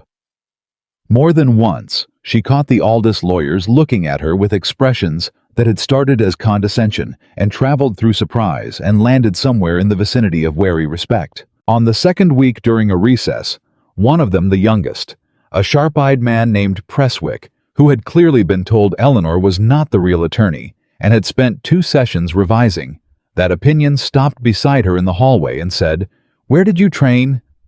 "I didn't," Eleanor said. "I paid attention." Presswick looked at her. "You should have trained." "Perhaps," Eleanor said. "But then I might have missed some of the things I learned by paying attention." She walked back into the session room. By the end of the 3rd week, the terms were as close to what she and Fitch had drafted as Aldous's lawyers were capable of producing. The restitution was real. The timelines were binding. The federal examination was explicitly preserved, its scope unchanged, its independence guaranteed by language that Fitch had spent 48 hours perfecting. Aldous himself was present at the final signing. Eleanor had seen him only in described terms before Fitch's careful characterizations, Gerald's fearful accounting the weight of his name in every document she'd spent 2 months examining. In person, he was not what she expected. He was not large or loud or physically imposing. He was a slim man in his early 50s with a quiet manner and precise movements, the kind of man who had learned long ago that controlled stillness was more intimidating than display. He looked at Eleanor when the final papers were on the table. Direct, assessing the look of a man who was used to understanding his opposition and was working on her. "Miss Bennett," he said, "you've been formidable." "Thank you," Eleanor said, without warmth but without hostility. "I learned from good source material." He looked at her for a moment. Then he signed the papers. It was not a defeat exactly from where he sat. She understood that. He was containing the damage, preserving what he could, making the calculation that strategic retreat was better than prolonged exposure during a federal examination. He was not broken. He was not finished. But 3 families were getting their land back. The Dodd estate would be settled in favor of its rightful heirs. And the federal examination would continue with his cooperation and a complete documentary record that meant he would never again be able to operate in this territory with the impunity of a man who believed no one was paying attention. It was not justice in any pure sense. It was better than nothing. It was substantially better than nothing. Eleanor signed her name as witness. Her handwriting was neat, and even the same compact hand she'd used on every document since arriving in Wyoming, and she set down the pen and looked at what she had written and thought about a boarding house room in St. Louis, and the weight of staying silent, and the specific hard-won cost of speaking up. It was worth it, she thought, every bit of it. She told Cole that night. They sat in the kitchen, their kitchen she thought it now, without the qualifier, without the careful hedge of "for now" or "temporarily," And she went through the terms, and he listened and asked 3 precise questions that got to the heart of the 3 things he'd been most concerned about, and she answered all 3. When she finished, Cole was quiet for a moment. Then he said, "The Henderson baby was born this morning." Eleanor looked up from her papers. "What?" "While you were in the signing session, Doc Paris was there." He paused. "A girl. They're naming her Ellie." Eleanor went very still. "Henderson said his wife picked it," Cole said. "She said it was the name of the woman who made sure Doc Paris was available." Eleanor looked down at the table. She breathed. She was not generally a woman who cried easily. She had trained herself out of it in her mid-20s as a matter of survival, because tears in professional situations cost women things that the same tears cost men nothing. But something about this specific thing on this specific evening, after 3 weeks of Aldis's lawyers and document language, and the long grinding work of making justice happen in the real world, where it was never clean and never came free. Something about a baby named Ellie, because her father's employer had made sure help was there when help was needed. She pressed her fingers against her eyes for a moment. Cole said nothing. He did not make it into something demonstrative. He poured coffee and set it near her elbow and sat back down, and that was all. "I want to see them tomorrow," Eleanor said when she trusted her voice. "I'll take you in the morning," Cole said. She picked up the coffee cup. "And then I need to speak to the preacher about our wedding. We said 2 weeks and we're at 3. "We've been busy," Cole said mildly. "We're always going to be busy," Eleanor said. "That's not a reason to delay the things that matter." She looked at him across the table. "Next Saturday. The preacher the people we said here at the ranch." "Agreed." Cole looked at her with the open expression that she had come to understand was his version of everything he felt that he didn't know how to put into words yet. "Agreed," he said. The wedding was on a Saturday in late May. The morning started early, because on Whitaker Ranch mornings always started early, and Eleanor had never been the kind of woman who spent her wedding day doing nothing but preparing for it. She went over the Denver supply contract renewal with Cole. At breakfast, it had come in the previous day, and the terms were good, better than the Cheyenne arrangement had ever been. And then she went to help Mrs. Gruber with the food, and then she changed into the dress she had ordered from a seamstress in town 6 weeks before. It was not white. Eleanor had no interest in white. It was a deep blue-green, the color of the Wyoming sky at the hour before sunset, and it fit her exactly, because the seamstress had come to the ranch twice to get the measurements right, and Mrs. Gruber had looked at it when Eleanor put it on and said, "Yes, that is correct," which from Mrs. Gruber was the highest possible endorsement. The ceremony was in the front room, because the front room had the best light and the most space, and Mrs. Gruber had arranged flowers from the kitchen garden in a way that managed to be both practical and beautiful, which was, Eleanor thought, exactly the right approach for Whitaker Ranch. Fitch was there, Henderson and his wife who had brought the baby, 6 of the hands who had been at the ranch longest. The 2 families from the displaced operations who had come because Cole had personally invited them, and because Eleanor had, in the weeks since the settlement, helped them begin the paperwork to recover their properties. Margaret Caldwell in a dove-gray dress, composed and genuine, in a way that had nothing complicated in it anymore. And Gerald Horn. Eleanor had not expected Gerald.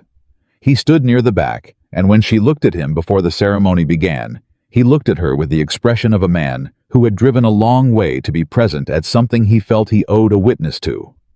She nodded at him. He nodded back.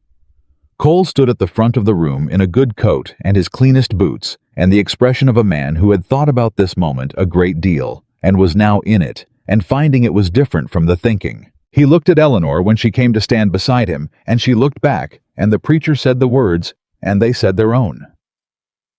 Eleanor had not planned her vows in advance. She had resisted the impulse which was unlike her. She planned everything. She had been planning things her whole life as a matter of survival.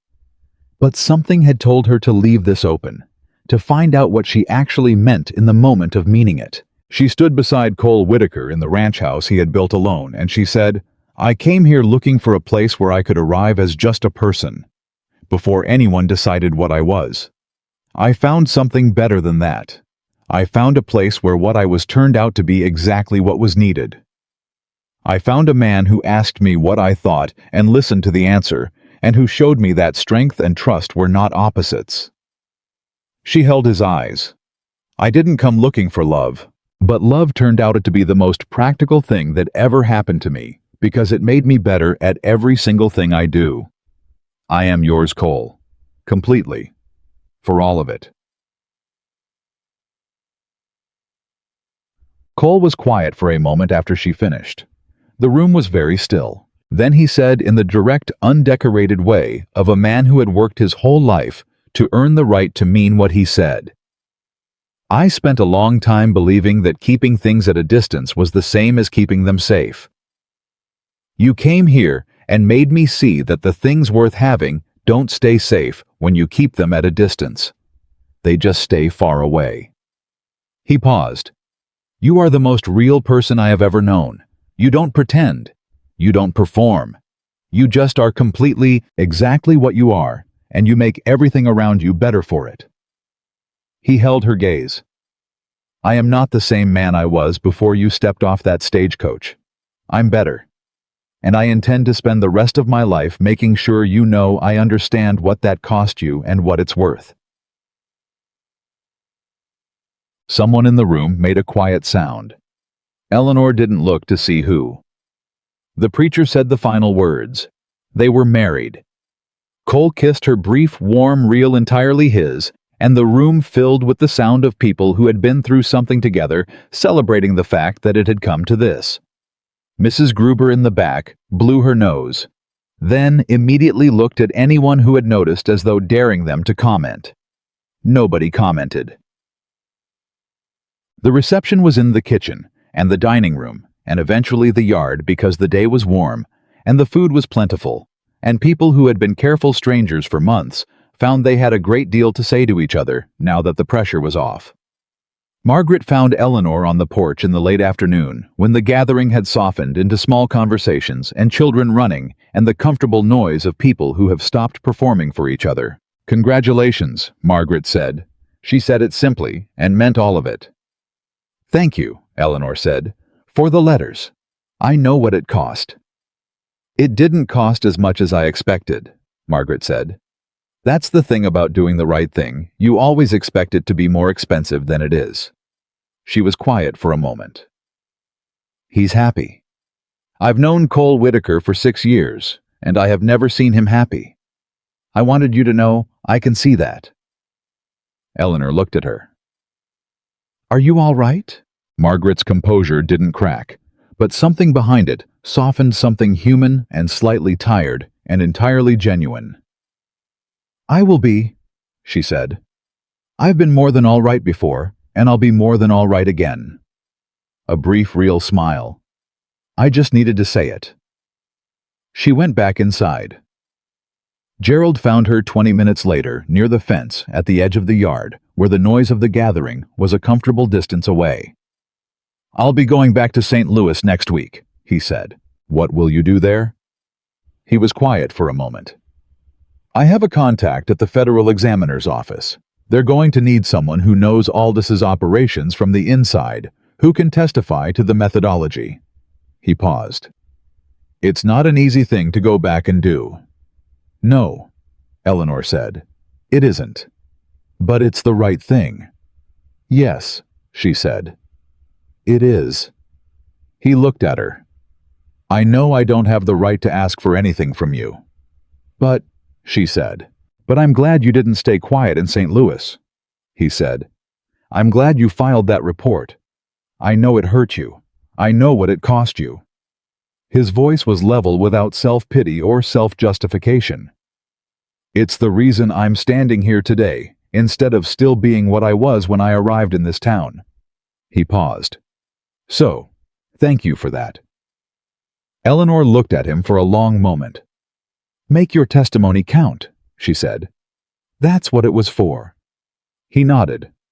I will. He went back to the gathering. Eleanor watched him go and felt the particular complicated piece of seeing a thing play out to its right conclusion. Not the clean conclusion, not the uncomplicated one, but the true one with all its cost and consequence and hard-won worth intact.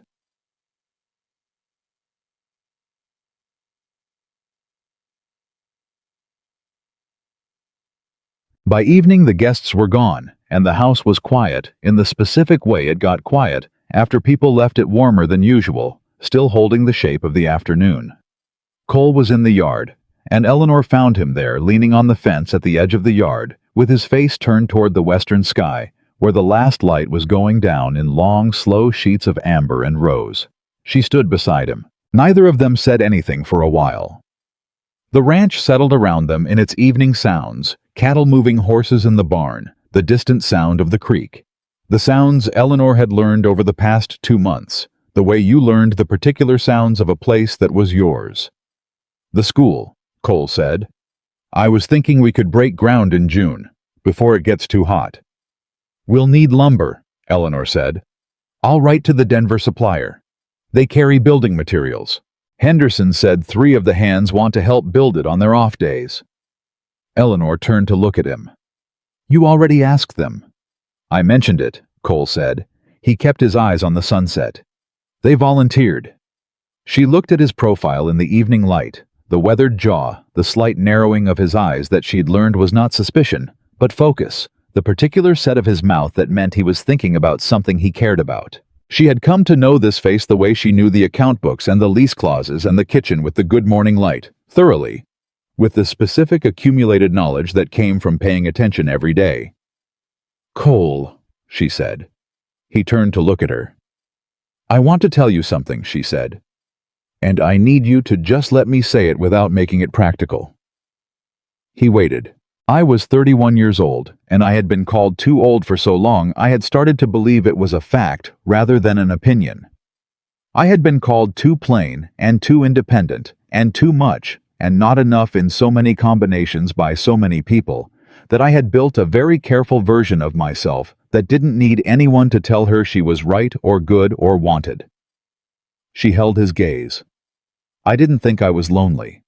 I thought I had made my peace with being alone. And I thought that was enough, and I was wrong about both of those things. Cole was very still. I am not lonely anymore, Eleanor said. Not because of the ranch or the work or the hearing or any of the practical things, though I love all of them. Because of you. She paused. Because you looked at me and saw exactly what I was and decided that was what you wanted. Without conditions, without the version you'd have preferred. Just me. She stopped. That is the thing I could not have planned for, and it is the best thing that has ever happened to me. Cole looked at her for a long moment. His hand found hers on the fence rail. His fingers closed around hers, the same unhurried certainty with which he did everything that mattered, the same complete quality of a man who did not commit to things part way. Eleanor, he said. She waited. You know what the whole town called you when you got off that stage, he said. I know, she said. They were looking at the wrong thing, he said. They were looking at your age and your dress and what they thought they knew about women who came west on mail-order arrangements. They looked at every single thing except the one thing that mattered. He held her gaze. I looked at you, and I saw someone who was exactly what she said she was. No pretense, no performance, just you. He paused. I haven't had many things in my life I was certain about. I was certain about you by the second day. I just needed time to admit it. Eleanor looked at him. The Wyoming sky above them was enormous and full of the first stars, and Whitaker Ranch held steady around them in the evening quiet.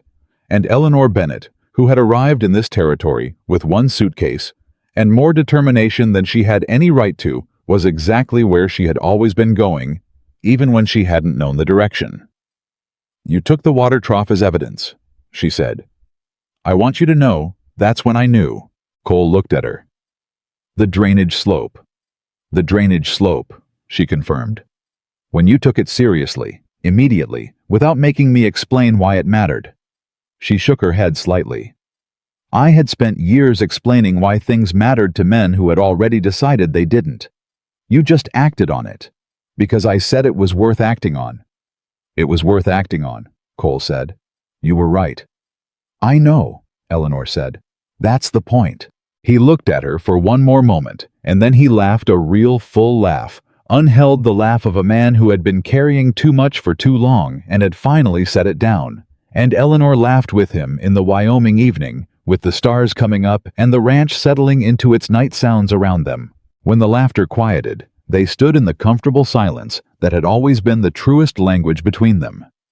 Cole's hand still holding hers on the fence rail. The warmth of it, steady and certain. The town of Willow Creek had looked at Eleanor Bennett stepping off a stagecoach with one suitcase and seen a woman who was too old, too plain, and too proud. They had seen everything except what she actually was. She was the woman who read every subclause, who fixed the accounting errors nobody had noticed, who found the water contamination on day 4 and the reversion clause on day 11 and the pattern of 9 years of fraud in the 3 weeks after that. She was the woman who sat across from Warren Aldis's lawyers and caught every piece of softened language and held the line on every term that mattered. She was the woman who made sure Doc Paris was available when Henderson's wife needed him, and who would break ground on a school in June, and who had turned a house that had been holding its breath for 3 years back into something that breathed. She was not what the town had decided she was on the day she arrived. She was considerably more. And Cole Whitaker, the man who had built everything alone and believed that was strength, stood beside her in the evening light of his own ranch. As a man who had finally learned the difference between strength and solitude, between safety and distance, between enduring and living. The woman they had mocked had become the woman who changed everything. And the cowboy who thought he needed nothing had discovered the one truth that his acres and his cattle and his hard-won fortune had never been able to teach him on their own. The greatest thing a person could build was not land or wealth or reputation. It was the life you made with someone who saw you clearly, chose you deliberately, and stood beside you, not behind, not ahead, but exactly beside through every hard and beautiful thing the world sent your way. That was what Eleanor Bennett had come west to find, and that was exactly what she had.